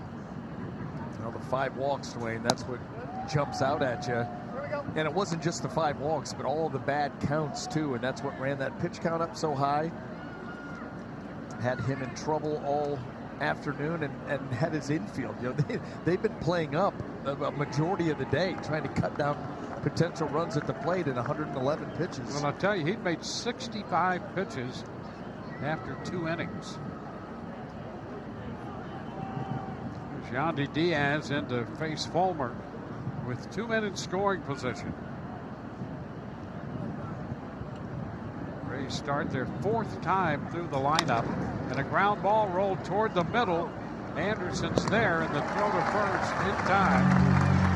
Diaz rolls out. The Rays lead 2. Bottom of the 5th coming up. 4-0 Rays.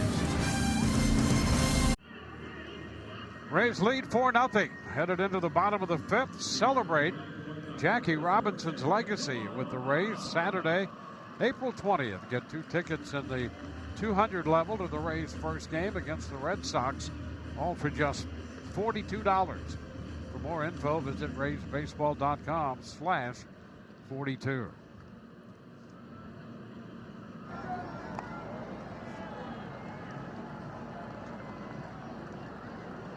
Brandon Lau back out there at second base. He had a little issue when he rounded third. The ground ball by Diaz and ended the top of this inning. And Rays had a couple of the trainers out. The plate umpire down to take a look at him, and Kevin Cash. And for a time it appeared it might be serious, but he's out there at second base, so apparently he's fine. Caught a big cut in the miss, strike 1. Yeah, you were concerned with the size of the contingent and the importance of the people within the contingent that was encircling him.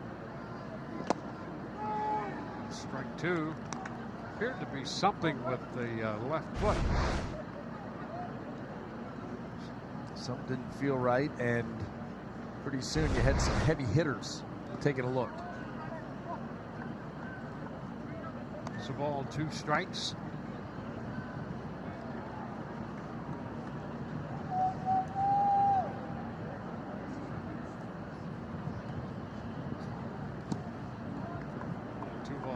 Strikes.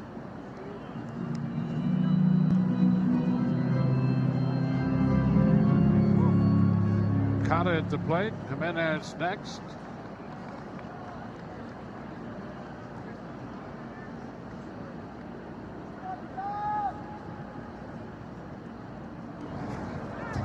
He skips right by Zunino.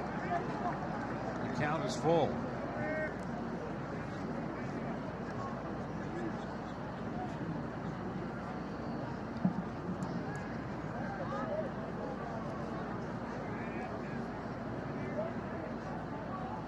2 on the ground outside of third.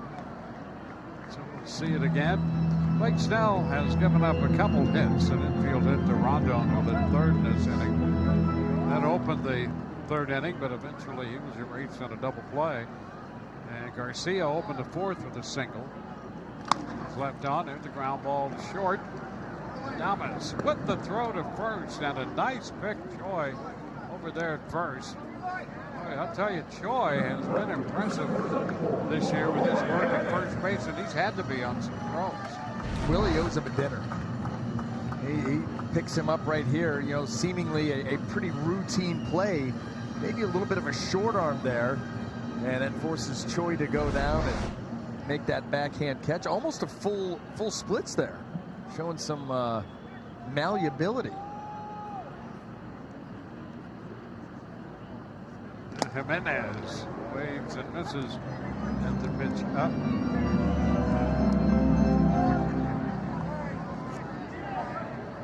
Eloy Jimenez struck out on the fastball in the second inning. He started him with a fastball, finished him that way at 97, and gets ahead of him that way here in the fifth.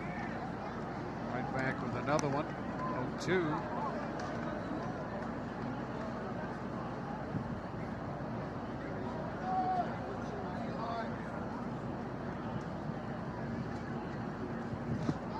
Wave and Jimenez, he's out on 3 pitches. And ahead of him with a fastball, finished him with the breaking ball. And a strikeout, that's number 7. 2 outs here in the fifth. Look at the depth that he's able to get on that breaking ball. It really gets Jimenez to expand the zone. That ball actually bounced kind of to the side of the plate. Wasn't really close to the zone, but he has Jimenez on alert right now. Base is empty for the second baseman, Jose Rondon. Strike 1.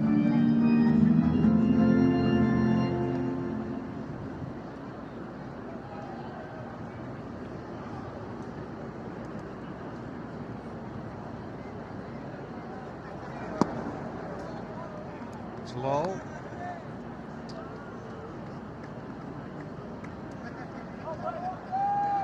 Game 4 of a 9-game road trip, an 11-day road trip for the Rays until they get back home. 2-1. Beginning the trip, taking 2 out of 3 from the Giants in San Francisco.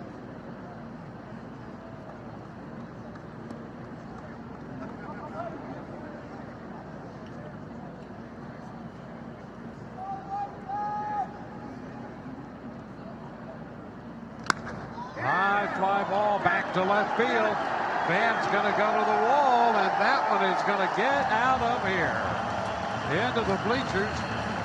Rondon belts his first home run of the year, and he's now 2 for 2 against Snell today. That makes it 4-1.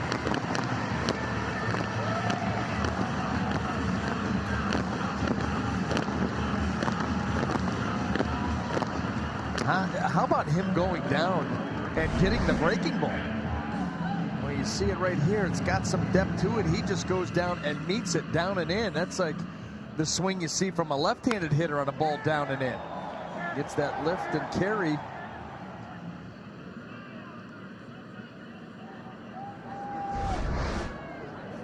Well, he has some pop. I mean, he had 18 home runs in AAA last year, and 6 with the White Sox. 7th spot. He lifted that one out of here. Very impressive too, because that's the slider that a lot of guys will swing over the top of, and he just fouled it right down. You know, his first hit came on an 0-2 fastball. He was able to poke into right field, and then he follows the breaking ball down and a couple nice at bats. Stairs, McCann, 1-1.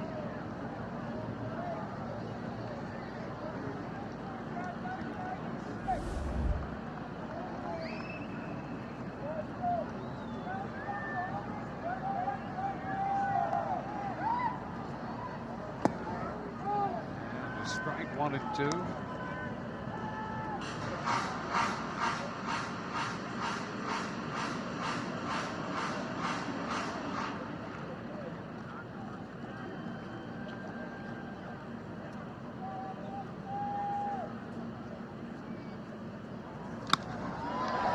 That's hit into center field by McCann. So with 2 outs, the homer and the single, the White Sox have 3 hits now between Rondon and McCann down in the 7 and 8 spots. 3 of the 4 hits.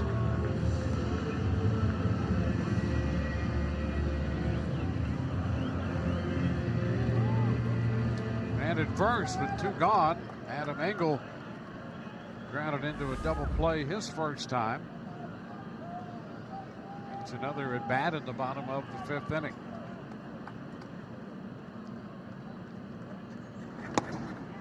And he takes a big cut and misses the fastball, a 95-mile-per-hour fastball.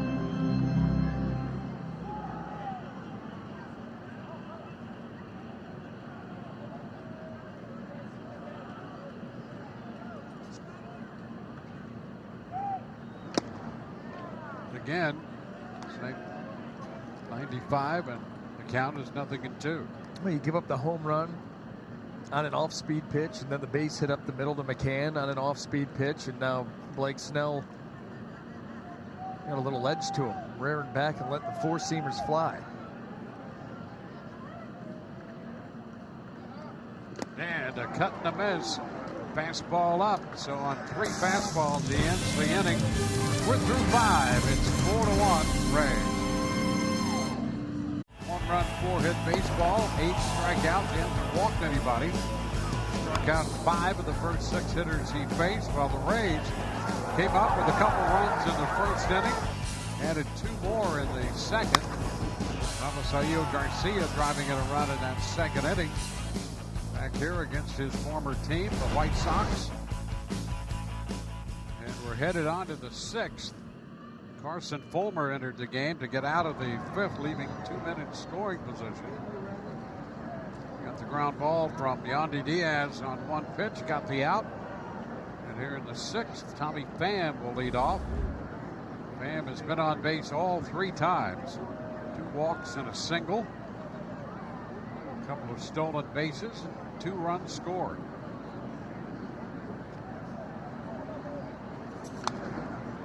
Fouling that first pitch fastball back. Strike 1.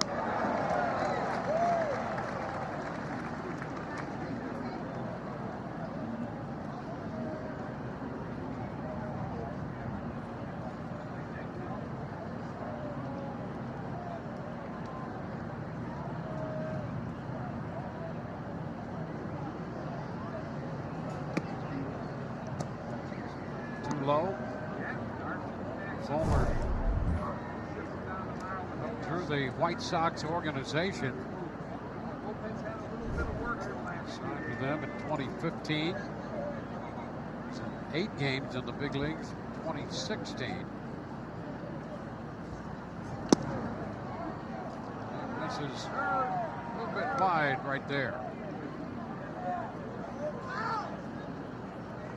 2 balls and a strike. Former first-round pick in 2015 by Chicago. He fires a strike in there. 2-2.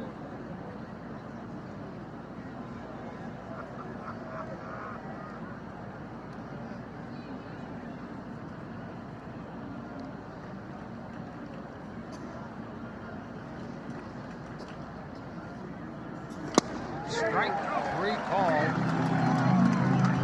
Located fastball in right there. It's the 10th strikeout for Chicago pitching. And absolutely no argument at all from Tommy Pham, realizing this is just a perfectly placed fastball by Carson Fulmer. They're going to just drive that pitch. It stays true. McCann sticks the landing.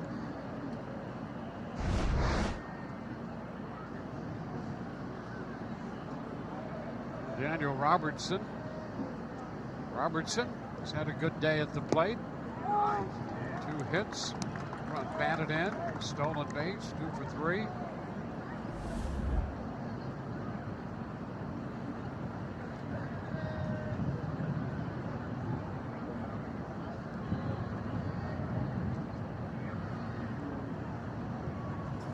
Ground ball short. Picked up by Anderson.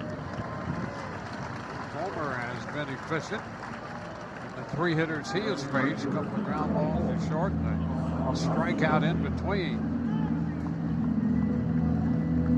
Velocity and good command. Yeah, he's been good with all of his pitches. He kind of has a shorter arm action, not a huge long arm swing. Kind of gets right to the point when he pulls that ball out of the glove. And he has been sharp here so far.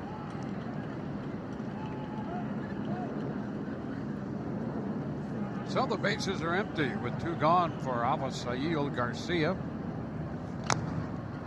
Taps one foul off his foot.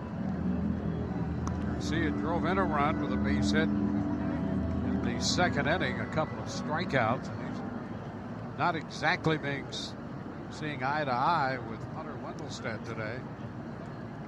Back here in front of the Chicago fans and his former teammates.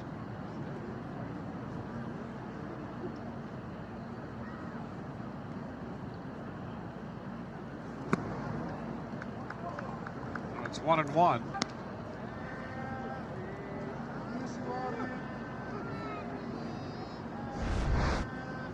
See his numbers with the White Sox. Originally came up to the big leagues with the Tigers. And wound up finishing out the 2013 season with the White Sox and had a nice run here. Ground ball in the hole. It's short. Grabbed by Anderson. Throw to first is not going to be in time, but Anderson from the outfield grass made that stop and throw. Well, and Tim Anderson should know as well as anybody that Avisail Garcia straight line speed, he had no chance to get him. He's going to make that throw anyway. Nice job of getting to this, but forget it. See, Garcia not even in the video, that replay, well beyond the bag when the ball arrived. So fast you couldn't see him. It's just a go route. Line him up out wide, go route. Heredia fouls it back, strike 1.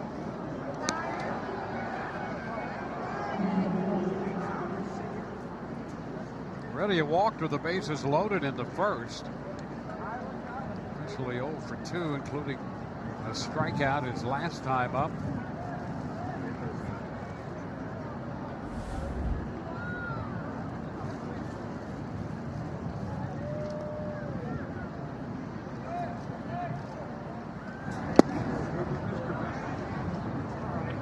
Check. 1-1.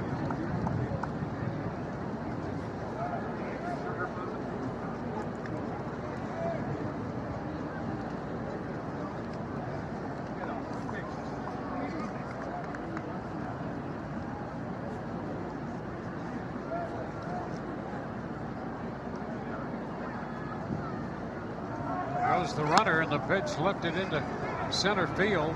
Engel will now come in and make the catch. No runs ahead. 1 man left down to the bottom of inning 6. 4-1. Rays baseball on Fox Sports Sun, brought to you by your Southern Chevy dealers, by Outback Steakhouse, Aussie Rules, and by Eldorado Furniture, a different kind of furniture store for over 50 years.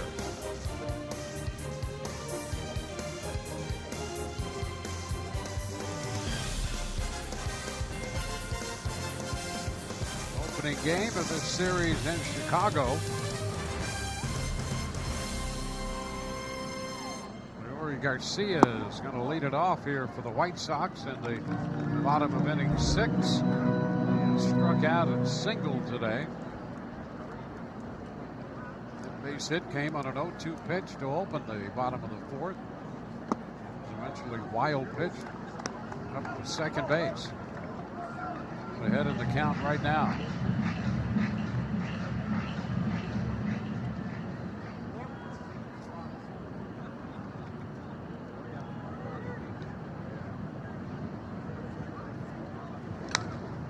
That's a fair ball. Going to get past Robertson toward the corner. And Garcia's on his way to second base, turning and stopping with a double. Leadoff two-base hit. Well, the White Sox showing some signs of offensive life here in the last couple innings. And then, yeah, you're right. It started with that home run, Rondon, and then McCann follows that up with a hit. Blake's able to get out of the inning, but here Garcia gets a pitch down in the zone, and he's able to keep this one fair and down into the corner. And this White Sox team, where it feels like the Rays have been in complete control all afternoon, they just won't go away. Yeah, and it also seems as if the Rays should have more than 4 runs with the opportunities they've had. Tim Anderson is the hitter. The Rays have left men on base in every inning, including the bases loaded in the first. They've stranded 10 men through 6.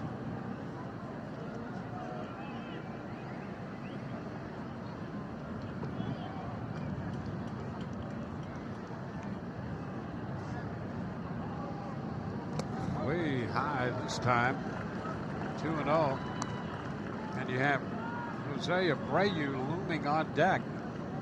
And Kyle Snyder's going to make a trip to the mound right now. They're thinking the same thing we're thinking. Yeah, Blake is so locked in early in the ball game, and things have gotten a little wobbly here over the last 4 or 5 hitters. Well, Rays baseball always live with MLB at bat. Follow the action through game day. Watch video highlights and track stats, standings, breaking news, and more. Download MLB at bat now. #1 Rays app.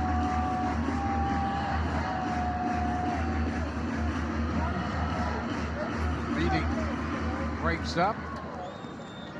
Anderson was a first-round pick by the White Sox back in 2013. And he has started the year red hot. 0 for 2, 2 strikeouts today, but Snell has fallen behind him.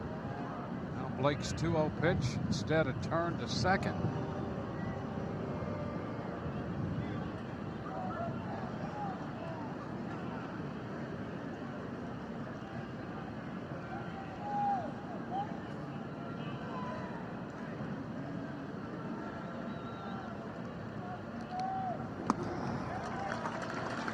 Down 3-0. The other thing about Anderson, he has some pop.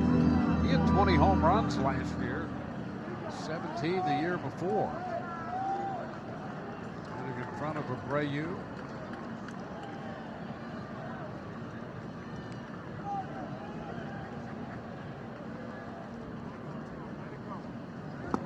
That's a strike. 3-1.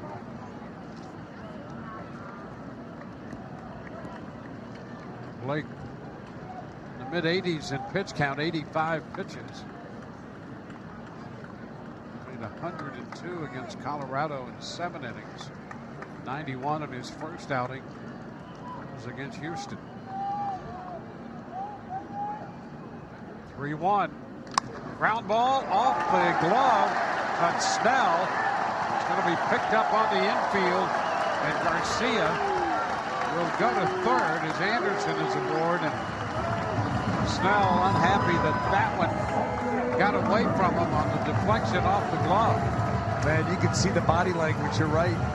When that ball found its way into no man's land, and a tough start here in the 6th inning, comes back with another fastball, and that's why Blake is so upset, because that ball's chest high. That's a ball that he feels like he's going to be able to field and make an easy play on, and instead it ricochets, and now you got some real trouble. Well, he has 2 men on, and he has to face Jose Abreu with nobody out. Abreu 0 for 2 today. And he's swinging, fouling the fastball back, strike one. Abreu came into this game 2 of 6 in his career against Snell. One of those 2 hits a home run. So this becomes a serious situation here.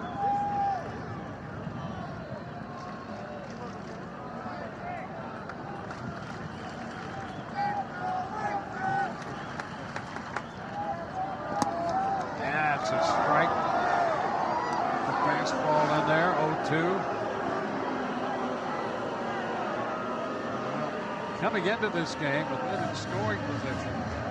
You can see where Blake Snell ranks right at the top. Opposing hitters 0-93 with him, with men in scoring position. And Dewayne, that's since the beginning of last season. That's a remarkable number. You talk about toughening up.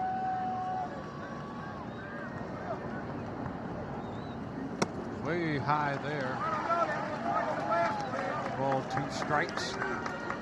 You know, there are probably a lot of people in the analytical departments that would say that's a number that's not sustainable. I mean, 0-93, we're talking about a season and a couple of starts here in 2019. Pretty amazing.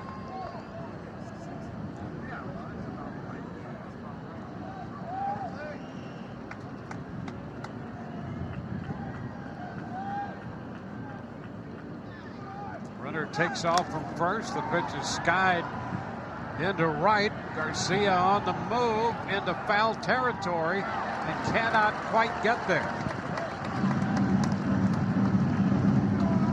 Well, he had to run a long way, and then that low wall. Garcia knows it better than anybody, having played his home games here in the last few seasons. Start to pull off just a little bit and end up a little short.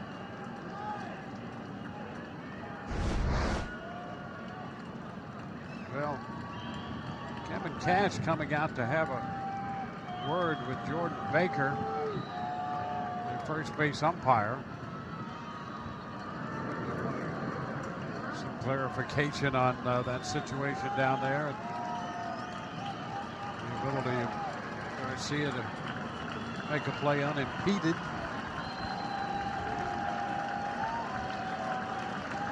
So 1-2 the count. Abreu back in the box.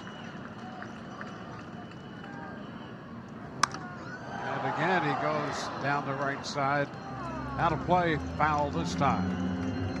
Abreu starting to gear up for that fastball. Even that fastball there that was up, he shortened his swing just a little bit to get the barrel to it.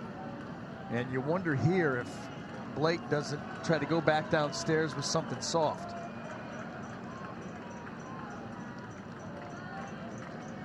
Garcia at third, he doubled. Anderson at first. Anderson breaks and the pitch is fouled back, and he did go down.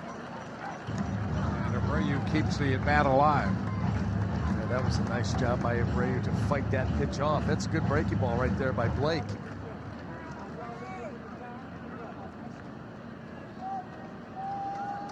Ryan Stanek up in the bullpen.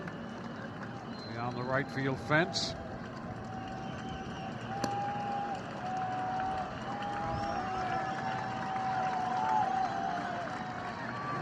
To first and down the line a bit came Garcia. Choi came off that bag, eyeing the runner at third.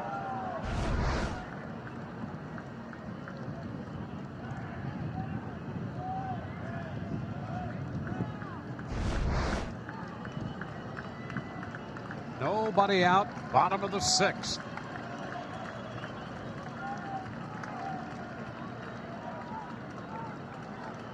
Runner breaks from first, swing and a miss. Abreu is out as Anderson moves into scoring position. The Rays get a big out right there. Snell came soft again and got him. Well, there's the curveball. There's the depth to it.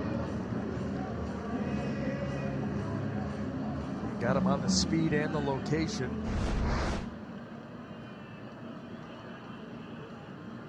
Well, a big strikeout. Now 2 men in scoring position, 1 out. Wellington Castillo is at the plate.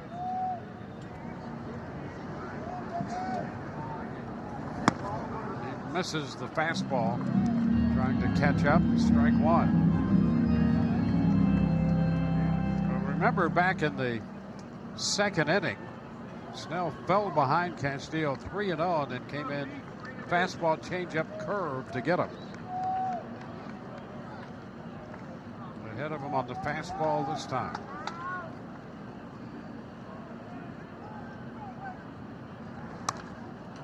It's fouled back. Well, and now you put yourself in that position to be able to go for the strikeout. You know, you don't want to be thinking about that too early. Worried about making quality pitches, but once you get to 2 strikes, runners on second and third, 1 out, a strikeout would be huge here for Blake Snell, and now you have your opportunity to expand that zone.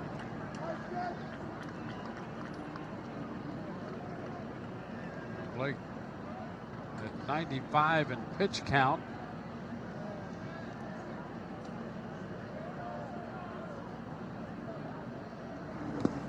And it's down. Breaking ball 1-2. So this really, for Blake Snell, this is the ball game right here in this inning. His 3-run lead and 2 men on, both in scoring position, 1 out. He's dealing with the middle of the order.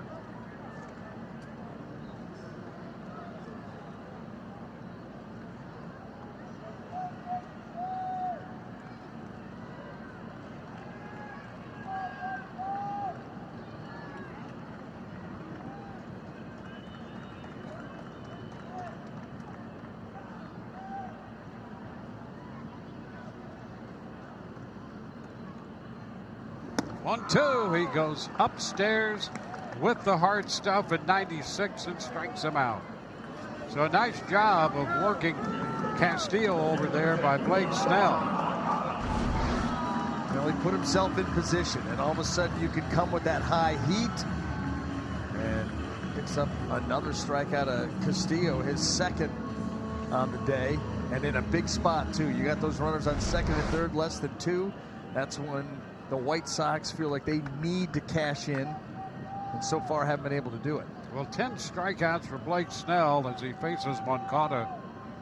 He got him swinging on a breaking ball in the 2nd inning. Grounded out to short in the 5th. And he starts him with a curveball, strike 1. Moncada came into this game hitting .353 for the year. A couple of home runs and 11 runs batted in, so he's off to a good start.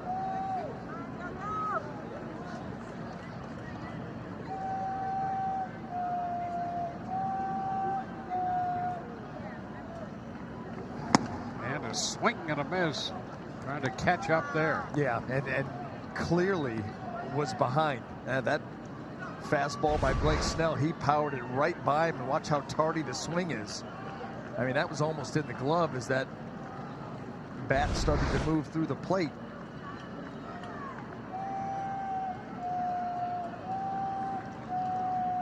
A 2-strike count. And Snell gets him. Came back with a breaking ball. He could not check. So Blake Snell, with men in scoring position, strikes out Abreu, Castillo, and Moncada. 2 men left for the White Sox. There's that strikeout pitch. And as we go to the 7th, the Rays hold on to the lead. It's still a 4-1 ball game.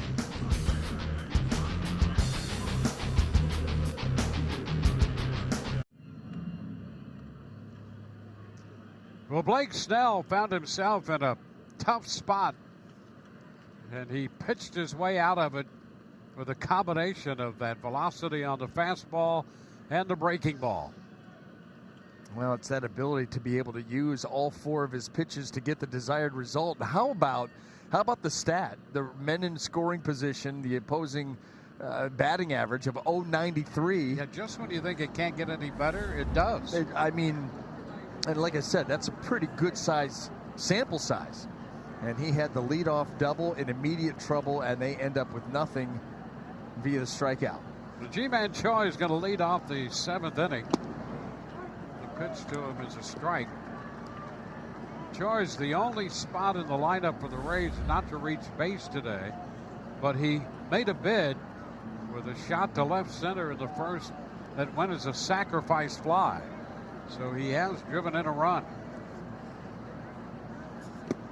And he faces the right-hander Carson Fulmer now. Well, Dewayne, the truck. Yep. Great point by the truck. The base hit. Yep. That didn't score a run went off his glove. So 1 for 4 after that double. So the average of 093 will go up, but no damage. Yeah. You're assuming a hit with a runner in scoring position. Somebody's going to score, but that Tim Anderson chopper will go down as a hit, so the 093 will rise, but yet he gave up nothing. Well, and that's what counts. Technicality. Yep.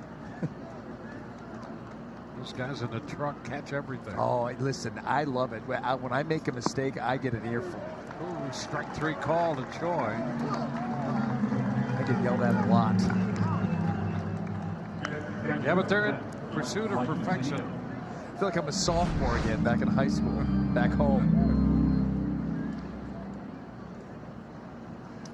Choi caught looking.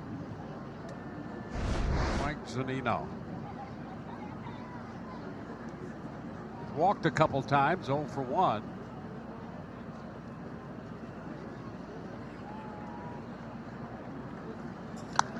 After the first one, and he skies it on the infield. Abreu coming in from first, about halfway to the mound, makes the catch. That was a mile high. 2 gone.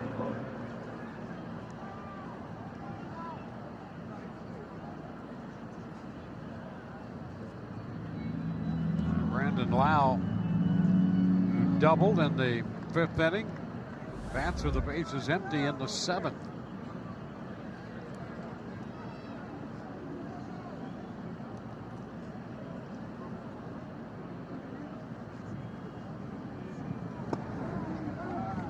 Sort of strike around the knees.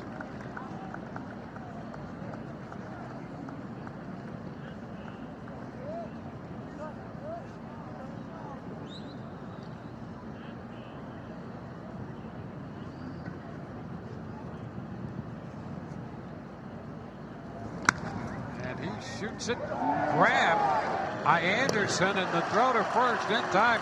That ball sharply hit, but Anderson was stationed on the first base side of second and still had to scramble to get over there. That ball hit so hard. We're going to go to the bottom of the 7th, 4-1 Rays.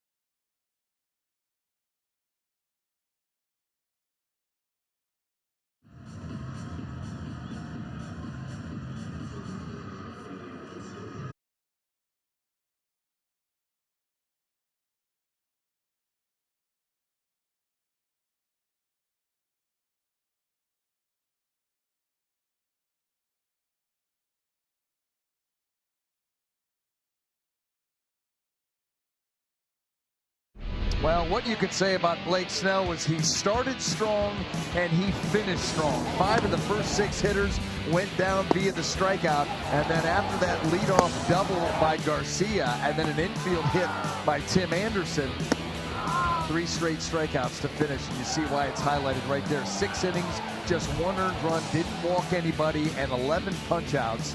What a job by Snell, and what a way to finish off his outing with the big strikeouts and the White Sox threatening. Now there's 11 strikeouts, the 10th double-figure strikeout game of his career already.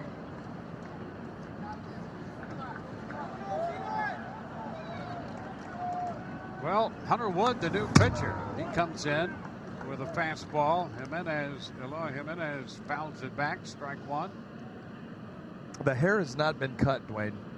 It is now completely covering his nameplate in the back of that jersey. Foul back, 0-2.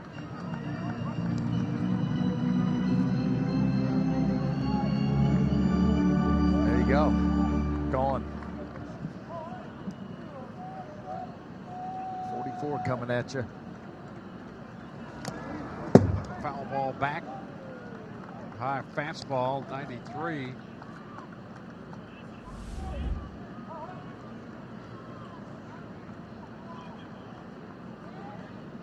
Underwood just joining the ball club today. Up from AAA Durham. 1 ball, 2 strikes.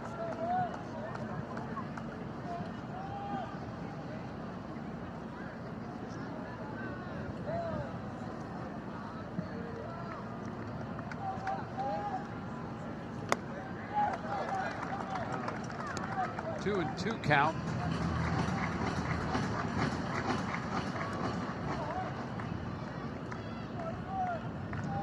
Is 22 years old. The breaking ball takes that one wide. And we're getting ahead of the count. It's now 3 and 2.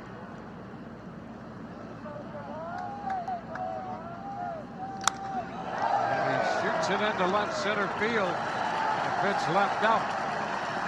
Heredia comes up with it and holds Jimenez to a leadoff base hit.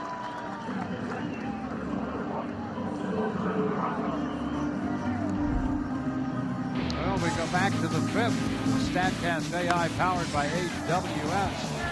The home run by Jose Rondon. An infield hit and then that home run to get the White Sox on the board. And his power has just emerged the last year or so. He hit all those home runs at AAA last year and added 5 when he came to the White Sox. The fact too that the exit velocity was only 98.5. He almost went down with that breaking ball and scooped it over the fence. And that was the right combo of exit velocity and launch angle. He's had a nice day. Rays get more action going in the bullpen. Doing a big swing there. 1-1.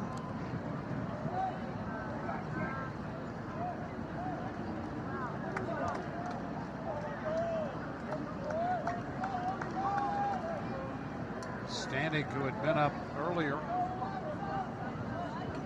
by Kolarek.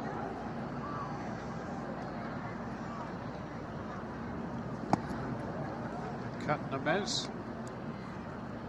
Ball, 2 strikes.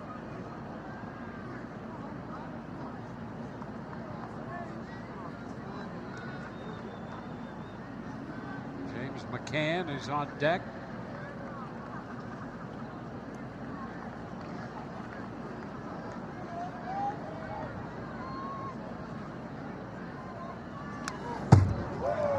Piece of that one. So a foul ball holds the count at 1-2. Side of town, the Cubs taking a little lead for their slow start, but they have built a 10-0 lead on Pittsburgh in their home opener at the bottom of the 6th inning.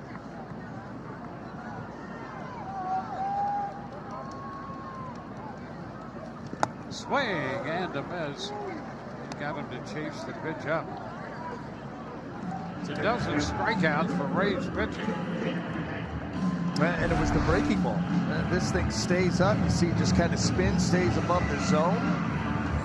We've seen a number of those hanging breaking balls here this afternoon work out well for the pitcher.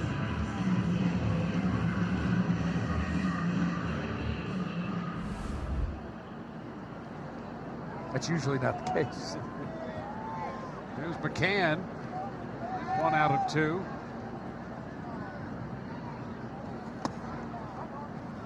Pitch to him is a strike.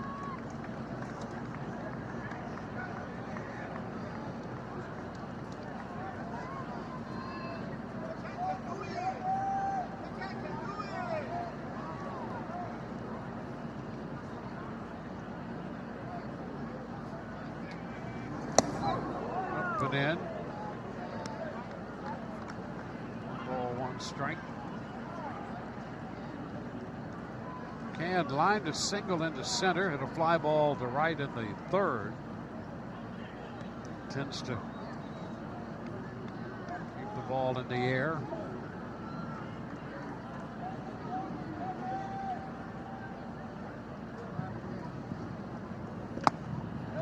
Inside, now 2-1.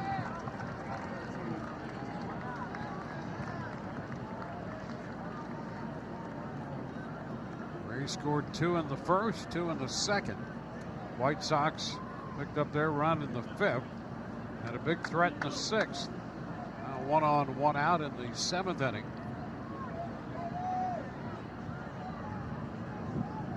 The 2-1. Wood misses wide.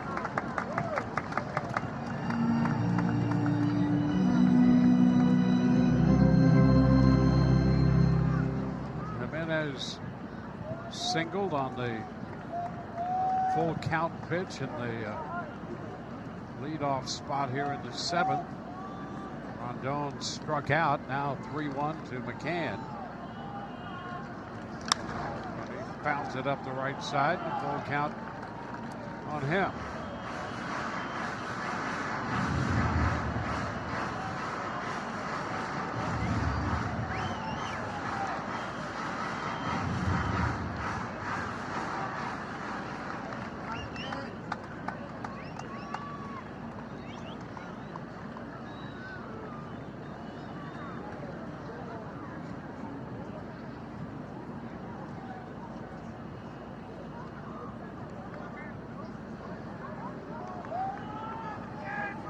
White Sox today had the leadoff man on base in 4 of the 7 innings, and actually 4 of the last 5.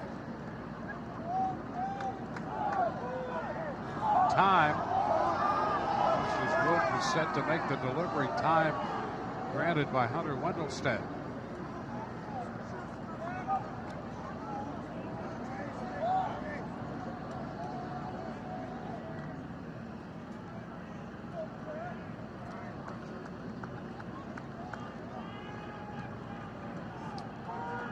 Now the 3-2 pitch. And a cut and a miss. He strikes him out with a breaking ball. It's a big strikeout there.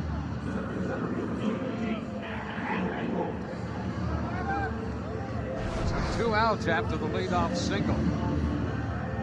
Slider kind of stays there in the middle of the plate. You know, he's had a little issue with that in this outing. But he's managed to get away with them and pick up 2 strikeouts with him. And that one right there, it was just a case of McCann pulling off of it, starting that body heading up the 3rd base line. April had shortened on the bat, taking the first pitch up, 1-0.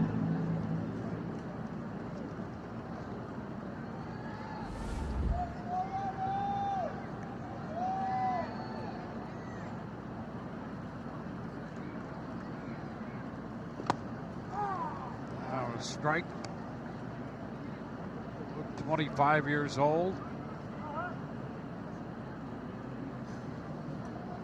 Consistently 94, a little 94 plus with his fastball.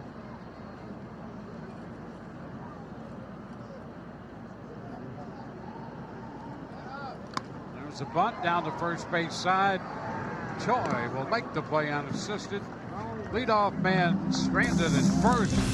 We go to the 8th. Rays lead this one.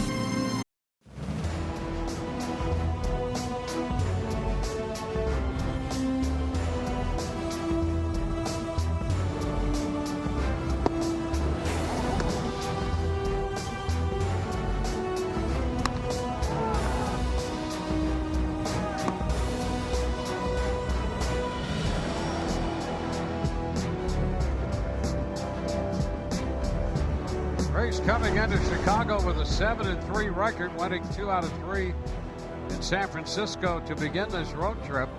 And at the end of 7, they have a 4-1 lead Blake Snell striking out 11 in 6 innings. We go to the 8th. Willie Adames is the leadoff man. He's 2 for 3 today. It's a good sign for Adames.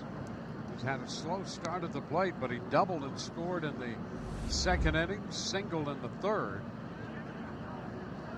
Ahead in the count against Carson Fulmer here in the 8th, 1-0.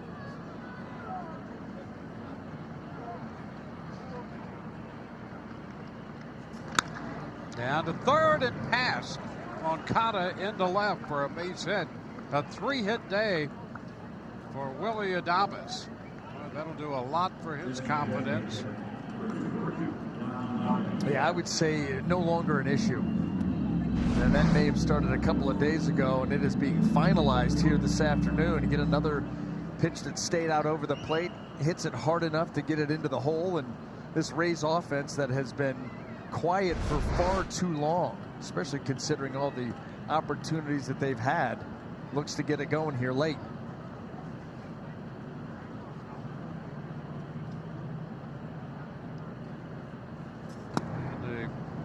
Pitch to Diaz as well. Let's check in with Tricia for a moment.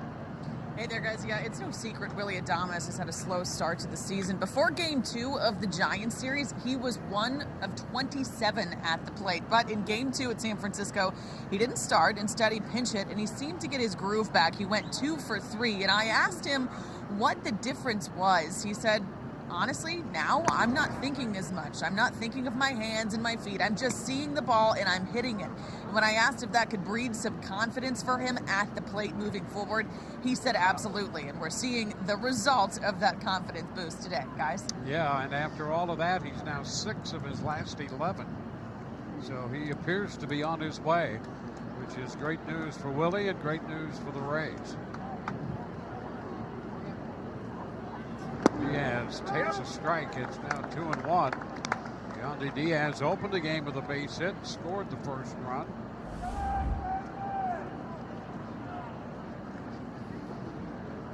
And the Rays have been in a position for most of the day to add to this lead. They have not been able to do it after they scored 2 in the first and 2 in the second. Ground ball. There's a base hit through the hole on the left side, sending Adames to second. Diaz aboard with his second hit. 2 men on with nobody out. Walk into Tropicana Field this year flexing with the Rays Flex Pack. Save up to 60% off the single game ticket price when you get 5 lower level tickets for just $75. Visit RaysBaseball.com/flex for more information. Conference on the Hill. The White Sox. Tommy Pham about to step in.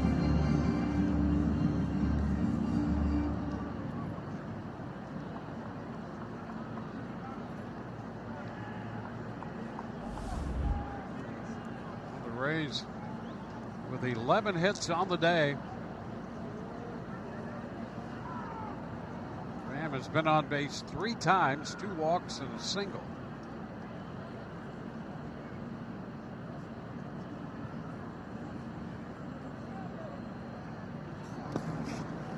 Slow blocked by McCann. Yeah, and just think about the number of base runners total. I mean, 11 hits, at least 5 walks. You're up to 16 at minimum, and so 4 runs. Not acceptable. They need to tack a few more on. Got a chance here.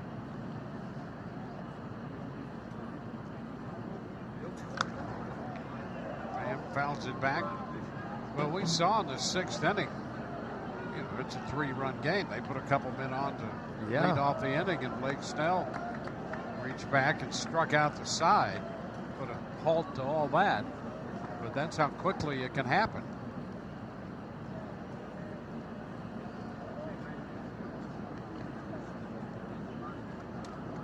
Pham to pick up a run or 2 here in the 8th. Breaks his bat. Ground ball to third. The play's going to be to first now. The barrel end of the bat went down toward third. What was Moncada doing? Now, I get that the bat is flipping down towards you, but he could have just stepped on third, get the lead runner. And I don't know if the bat whipping down there freaked him out or what. But here it comes. You field it. You got runners on first and second, and he didn't want to run anywhere near that barrel end of that bat. I mean, he's got a chance to go touch the bag and then says, no, I'll just stop here. Could have tagged him too. Anyway, you got to get that lead runner. Yep, and it changes the whole dynamic of this inning now. Wow. Because the Rays have both men in scoring position, and the White Sox forced to pull the infield up for Daniel Robertson.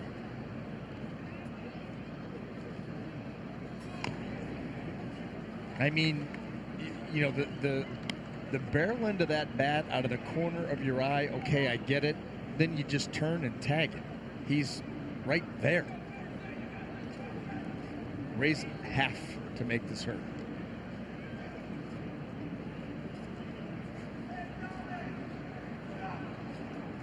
We'll take another look at that play down there at third, the decision by Moncada. Right here. Okay, understand I don't want to go there, but he's already looking to first. Already looking to first.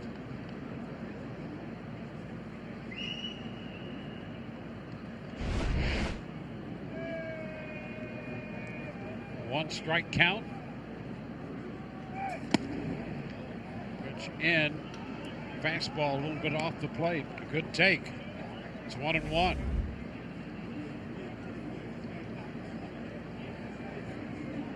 Adames, the base runner at third. Diaz at second.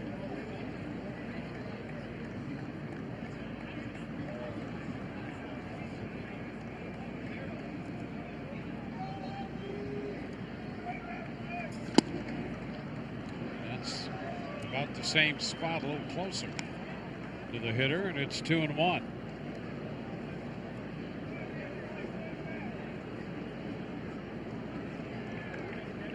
Robertson drove in a run with a bunt back in the second inning. Singled his first time up.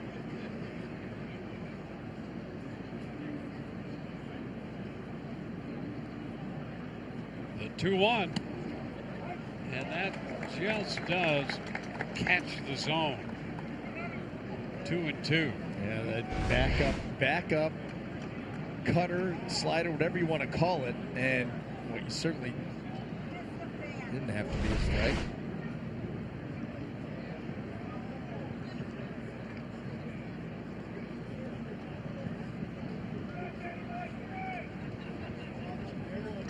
Come in again off the plate. McCann really set up in there too. Full count.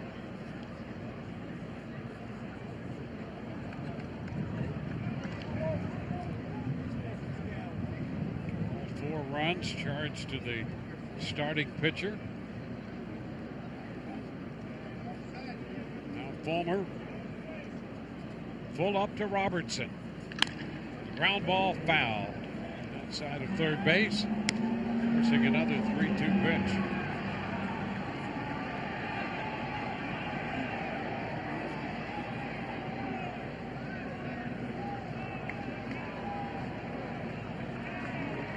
Youngster with the souvenir. Don't throw it back. No. You want to take that away for safekeeping. Again, the 3-2 to Robertson, and that pitch way too close. So he's headed to first. Bases are going to be loaded. Loaded with one out for Abisail Garcia. He gets another shot with the bases juiced. That ball's loose in the stands. Yeah, there. Yep. I'm telling you. Well, Garcia drove in a run with that base hit in the second inning.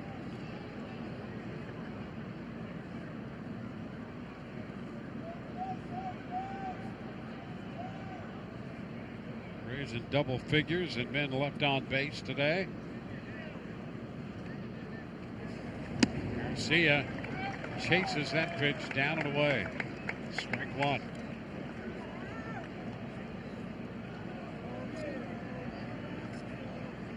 And that time of day where the pitcher's in the sun, the shadows about halfway out to the mound. And that's when it gets tough. You know, that shadow gets out there where the hitter has to make his decision. Close right there. 1-1.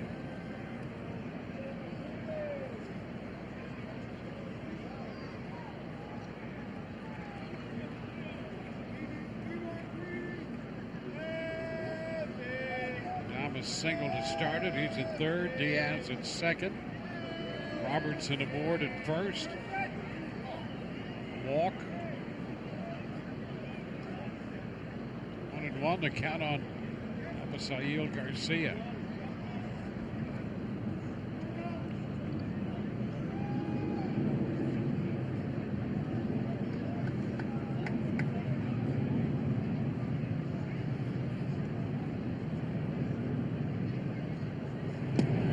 That's a ball. 2-1.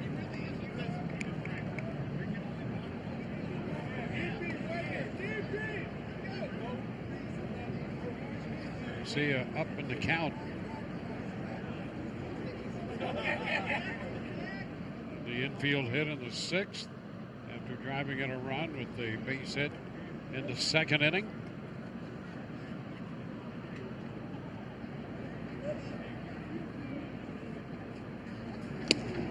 And he chases. It's 2-2. Fulmer hasn't thrown him a strike yet. No. The count is even. And 2-1. I mean, 2-1, you're looking for something out over the heart of the plate right there. And whether, you know, Javi's not picking the ball up or having trouble picking up spin, he goes after a pitch that was clearly ball three.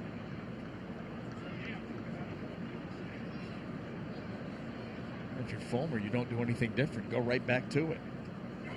And a cut and a miss. He strikes him out. So Garcia out on strikes. That's been the story of the day, Dwayne. The hangers, the hanging breaking balls that the guys have gotten away with.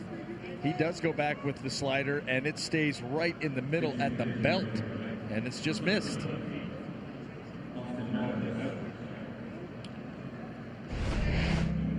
Well, now we're going to have a pinch hitter for Heredia.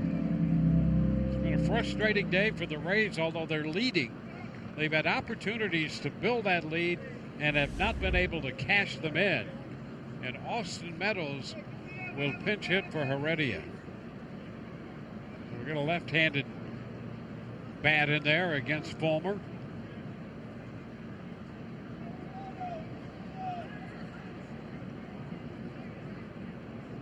Bases loaded, 2 outs.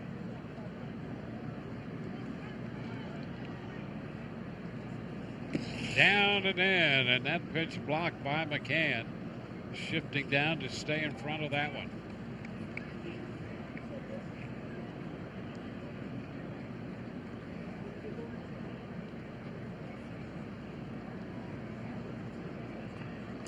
The Rays seeing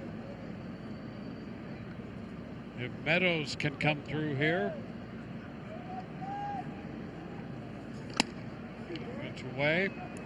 2-0.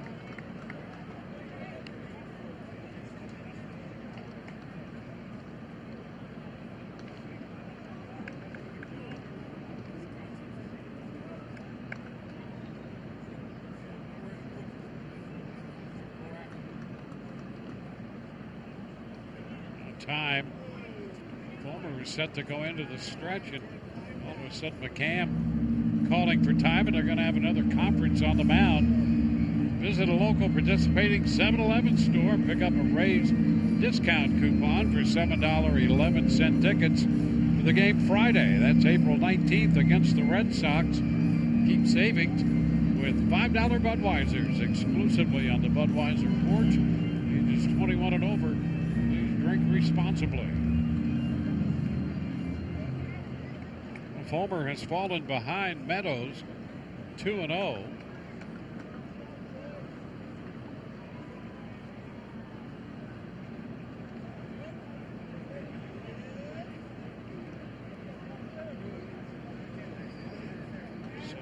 resume. Here it is. In ball 3. So nice job by Meadows here to get out front, not offer at those pitches out of the zone.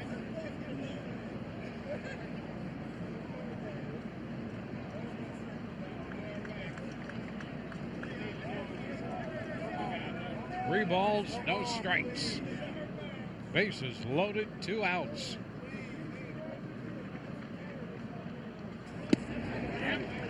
Strike a fastball. 3-1.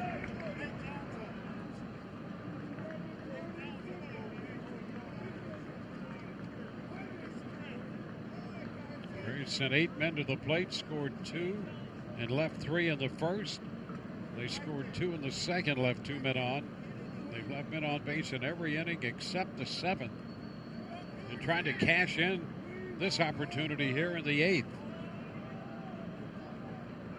Pickoff play at second, and boy, oh boy, did Diaz just get back in there in time. Diaz still face down, and let's hope that he's okay. And did he get caught with the tag? Dive into a body part?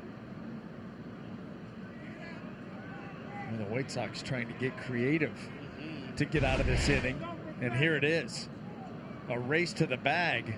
Daylight play. And just an awkward back into the bag. Let's see. Throws a little wide. Well, the White Sox want to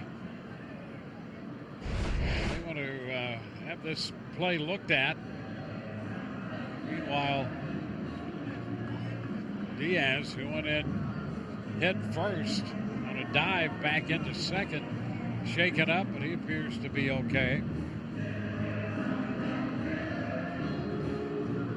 And the White Sox here on that close play at second want that looked at. It'll take a little time. Well, that throw was pulled by Fulmer. It was pulled a little bit, and so Tim Anderson is going to reach back here. Does he catch it on his back as he's sliding in? I mean, that's close. I don't know if they're going to get enough to have it overturned. The Rays had the safe call going in their favor. So White Sox will not get this one overturned.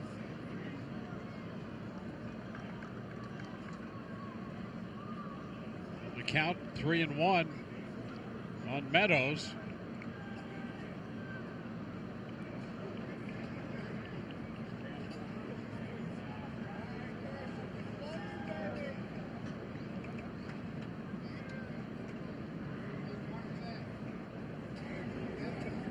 And here we go, 3-1 pitch. Meadows takes ball 4, and that's going to force home a run. So Adames will cross the plate, and the Rays, who've been scrambling to take advantage of these opportunities, finally score a run to add on a bases-loaded walk. That's the second time they've done that today.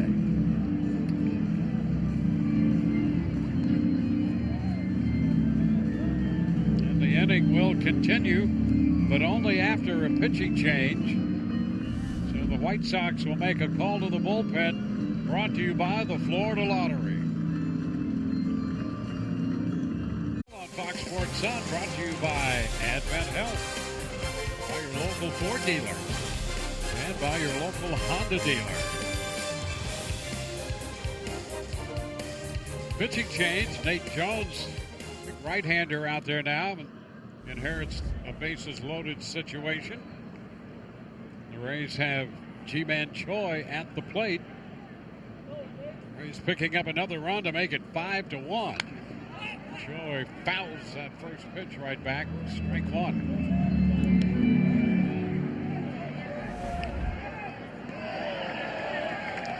Meadows drew the bases loaded walk to force home Willie Adames. Diaz is at third. Robertson's on second.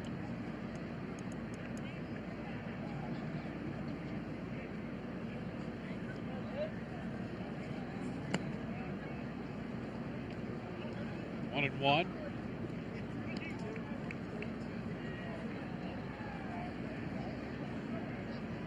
Well, Choi, who has a run batted in, still looking for his first hit of the day, officially 0 for 3.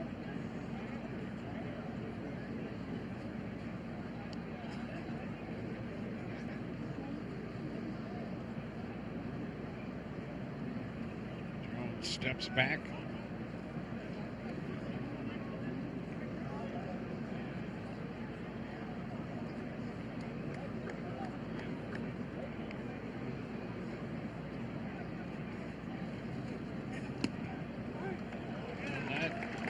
Catches the corner, says Hunter Wendelstedt. It's 1-2. Jones may have gotten a break on that last call.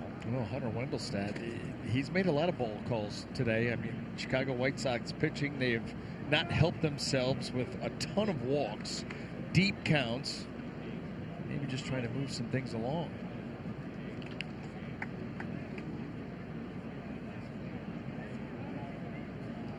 Choi, it's time granted. It's a battle of timeouts here.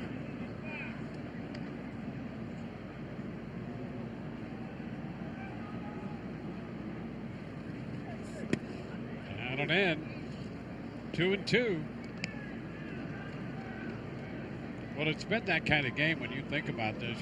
You mentioned all the walks. You mentioned the strikeouts, too. Rays pitching has 13 strikeouts. And White Sox pitching has 12 strikeouts. Wow. Hot shot foul up the right side. See another 2-2 pitch as that one is out of play. You know, you put those together, you know, with the walks given up by this White Sox team. Strikeouts and walks, a lot of those. Blake Snell didn't walk anybody, struck out 11. And Underwood with a couple strikeouts at the bottom of the 7th inning. So how many walks for White Sox pitching? 7, 8? 7. So you take that with the 25 at-bats ending in a strikeout. That's 32 at-bats. Yep. 33. Swing and a miss.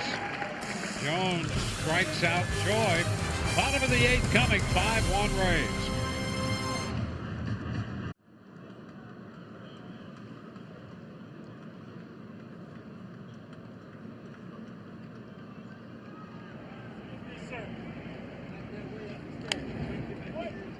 And the first pitch to Garcia is fouled back to begin the bottom of the 8th. Kevin Kiermaier now in center field for the Rays. Hunter Wood still out there on the hill. Leori Garcia has singled and doubled in 3 at-bats. Fastball high, it's 1-1. A couple strikeouts in the 7th inning by Wood after giving up the leadoff single.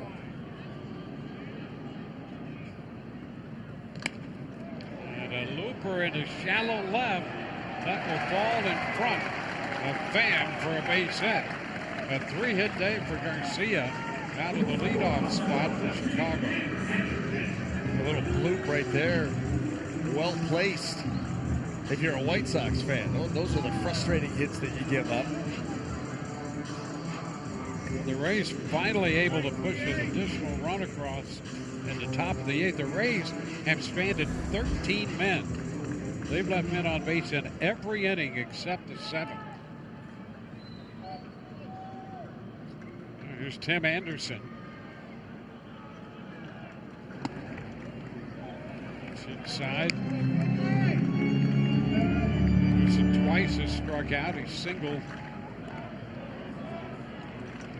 Singled in the 6th. That was the ball off the glove of Blake Snell. Look out. I tell you, there's a situation on that pickoff attempt where the pitcher Wood is in the sunlight and he threw that ball immediately into the shadows, and it was a little wide, and Choi managed to grab it, but he had Jordan Baker, the first base umpire, flinching, ducking out of the way. I mean, that gets a little strange there. You get a guy in the sunlight. Take another look at that turn. You see Baker trying to make himself as thin as possible over there. Get sideways and suck it in. Ground ball, a roller to short. Adames down to second and over to first. 6-4-3. The Rays got the double play. Adames allowed a charge. Yeah, and Dwayne, what made that double play work was Willie Adames' shove. We had talked about earlier in the season kind of getting a little bit lazy with that. He gets this over to Lau so quick that they're able to get a turn. Watch this. He's low liner with something on it. Every little split second is important. You're trying to turn those double plays. Nice job. Jose Abreu. Pitch is a strike. Abreu 0 for 3 today. All of that against Blake Snell. He was up there with a couple of men on base in the 6th inning, representing the potential tying run, and Snell got him on a breaking ball. This time a high popper into shallow left. And out there, Adames makes the catch. This ball game moves into the 9th with the Rays leading 5-1. 5-1, Rays lead, carry this advantage into the 9th inning. And here's what's coming up tomorrow on Rays Live, pregame show presented by your local Honda dealers. Leading up to the 2nd game of this series, Arestas will break down Charlie Morton. Morton on the hill for the Rays. White Sox pitcher yet to be determined. Wednesday it'll be Tyler Glasnow on the hill for the Rays. Mike Zunino leads off the 9th. Pitch is low. Nate Jones, the 3rd pitcher of the day. He got the final out in the 8th inning.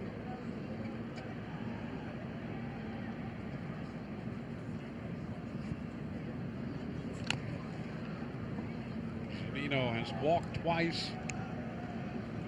Usually 0 for 2.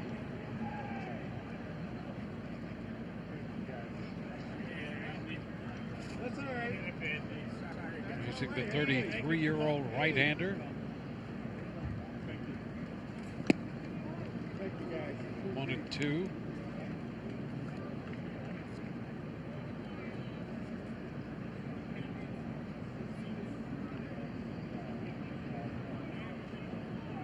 an eye on Jones' velocity. He's had some arm issues over the last couple of years. Brings out Zunino. He was in that 97 plus range and has had a little drop off in velocity. A couple of strikeouts here in this outing. Zunino out to begin the 9th, and here's Brandon Lau. Man, he's always kind of relied upon, a heavy sinker, a hard sinker, and a slider. And you see even the way that he pulls the ball out of the glove, that he's got an active hand, active wrist. I don't know the count.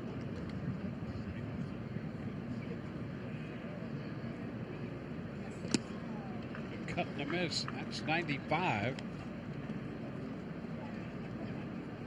I mean, there's no arm swing whatsoever. He kind of pulls it out, goes straight back to the beginning of the throwing position, and then here he comes. But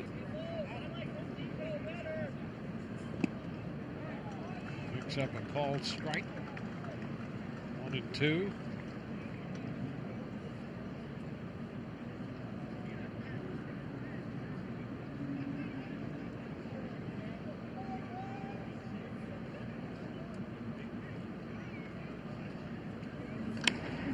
Slider into left. Jimenez is there and makes the catch. 2 gone. Be one of the first to experience the brand new left field ledge. The new seating area includes complimentary snacks and drinks available through season tickets and groups. Visit RaysBaseball.com/left field ledge for more info on this brand new seating section.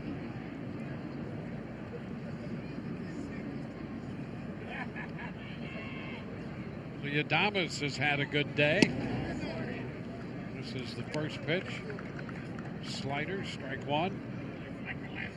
Double and two singles. A couple of runs scored for Adames.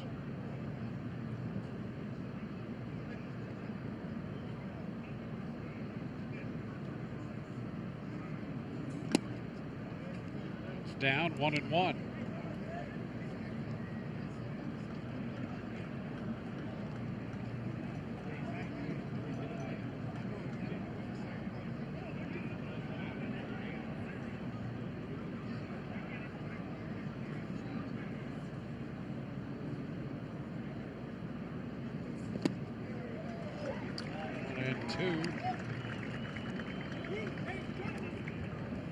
Started to open up a little bit with that swing, and pitch moved away from him.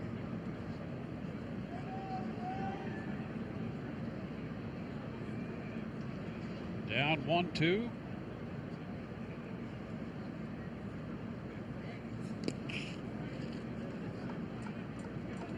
Base is empty, 2 gone.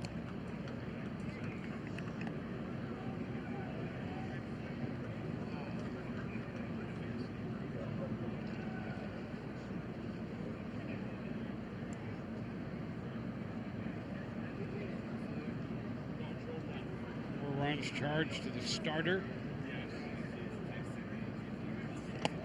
And there is a ball up and in. That's ball 3. Really thought it was ball 4. So he'll come back with a full count. Oops. There's track.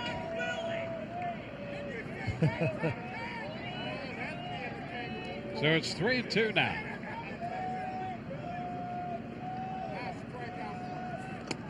And that is ball 4. It stayed in.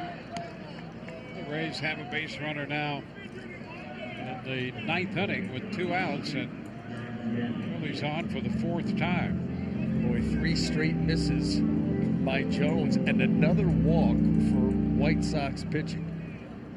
You know, this is a team a season ago had the most walks in Major League Baseball as a staff. Haven't figured that out yet. Yandy Diaz at the plate. Pitch is a strike. This is the 6th plate appearance in this game for Diaz.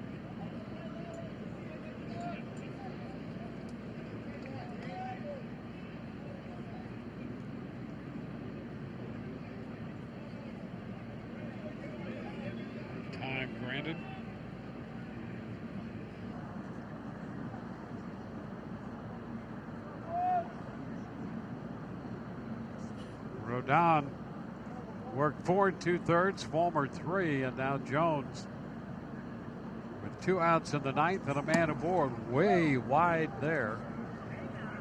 And it's 1-1. I mean, even I've stopped watching this game.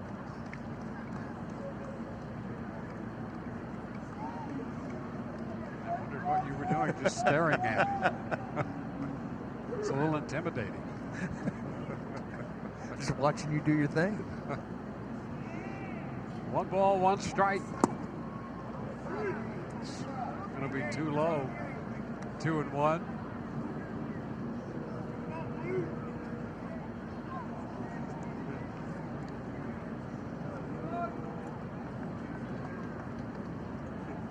There you go.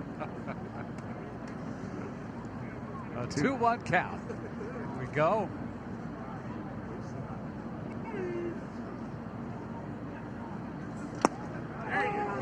Finds the plate.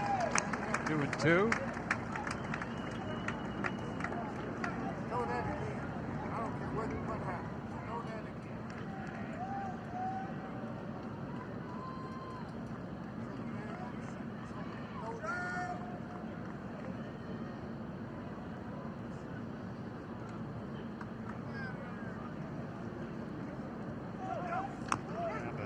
foul. That one comes up and gets a bit of Diaz. Rays had Adames on the move there.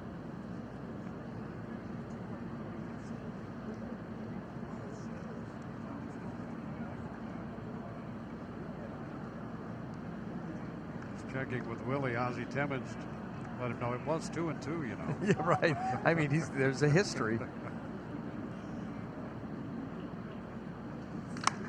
And the 2-2 skied into right. Garcia waits for that one and makes the catch. Rays leave a man at first after the walk. Bottom of the ninth inning coming. The Rays are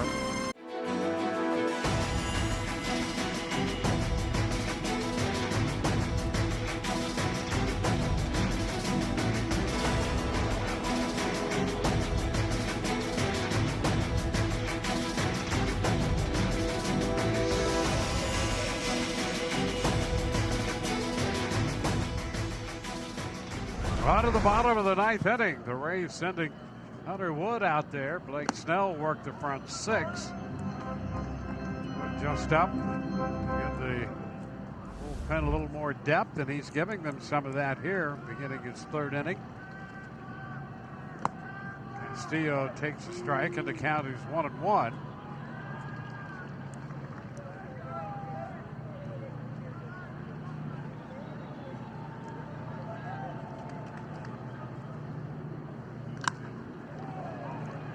Pitch is skied back into right. That's Yonder Alonso hitting there to start this inning, and he flies to right. Alonso is out number one. And here's Yohan Moncada.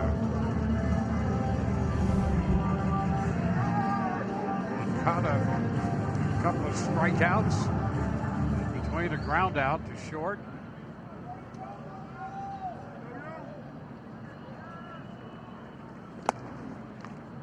Stairs from Hunter Wood.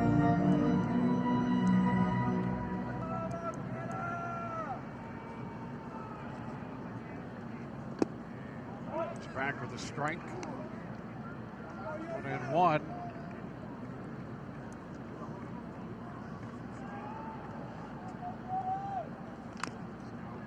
Tamper foul. Well, the Rays trying to win 8 of their last 10 now. You know, and it's not like the beginning of the season schedule was easy. I mean, you started off with the Astros. You know, you could make an argument that maybe be the most talented team in the American League or one of the top 2 or 3. I mean, they're loaded. And then you get Colorado, a playoff team from a season ago. Then you go out to San Francisco and ground ball down to first, and Joy will take care of that. So 2 outs in the ninth. Alonso going out on the fly ball to right. Moncada on the ground ball to first. And Eloy Jimenez. No, you're right about that. And the Rays now really in a stretch where they have an opportunity to make the most of it. And that's always a challenge to do. Yeah. Well, you've got to play. You've got to, you know, not play to the competition, but hold yourself accountable to your own, you know, standard of play. And that's why, you know, if the Rays can get this final out and win this ball game, yes, you're happy that you won the game. However, that's going to be a base hit. Drops in there. It's a little flare in front of Kiermaier. Jimenez is aboard. You know, you can hear Kevin Cash in the post-game, you know, press conference. If the Rays again hold on to win this game, he's going to say, "Yeah, a win's a win, and we're happy that we won." However, we got to do a lot better job of being efficient with our offense. Too many base runners, not enough runs. Too many opportunities, not enough damage done. And those are the standards that you have to hold yourself to. And you've got a team here with the White Sox that's a vulnerable team that you've got to be able to beat. And you've got your 3 starters. You know, you've got Charlie Morton going in game 2. You've got Tyler Glasnow going in game 3. You've got to go out and take advantage of those matchups. Well, the Rays had 11 hits and 8 walks today and scored 5 runs. Down to second base goes Jimenez. Rondon with a count of a ball and a strike. He has 2 of the Chicago hits, including a home run in the 5th, accounting for their only run.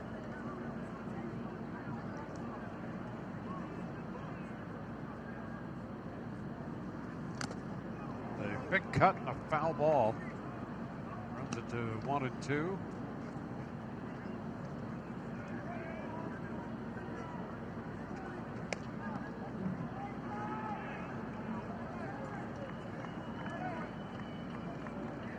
All 6 games last year in the season series between the Rays and the White Sox were 1-run games.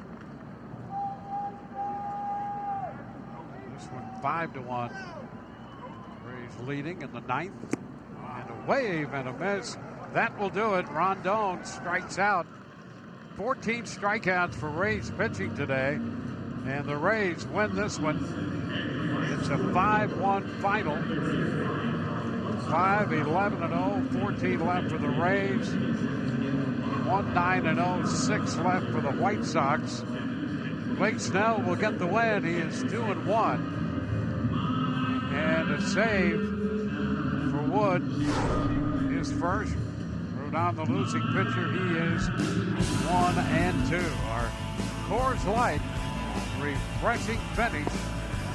The Rays are winners today in Chicago, and Blake Snell, in 6 innings of work, gives 1 run on 5 hits. He didn't walk anybody and strikes out 11. The time of this game, 3 hours and 25 minutes, and the Rays improved their record to 8-3 on the year, running first in the American League East. For Brian Anderson, Dewayne Staats, hope you've enjoyed the telecast. Rays Live, the postgame, comes your way next.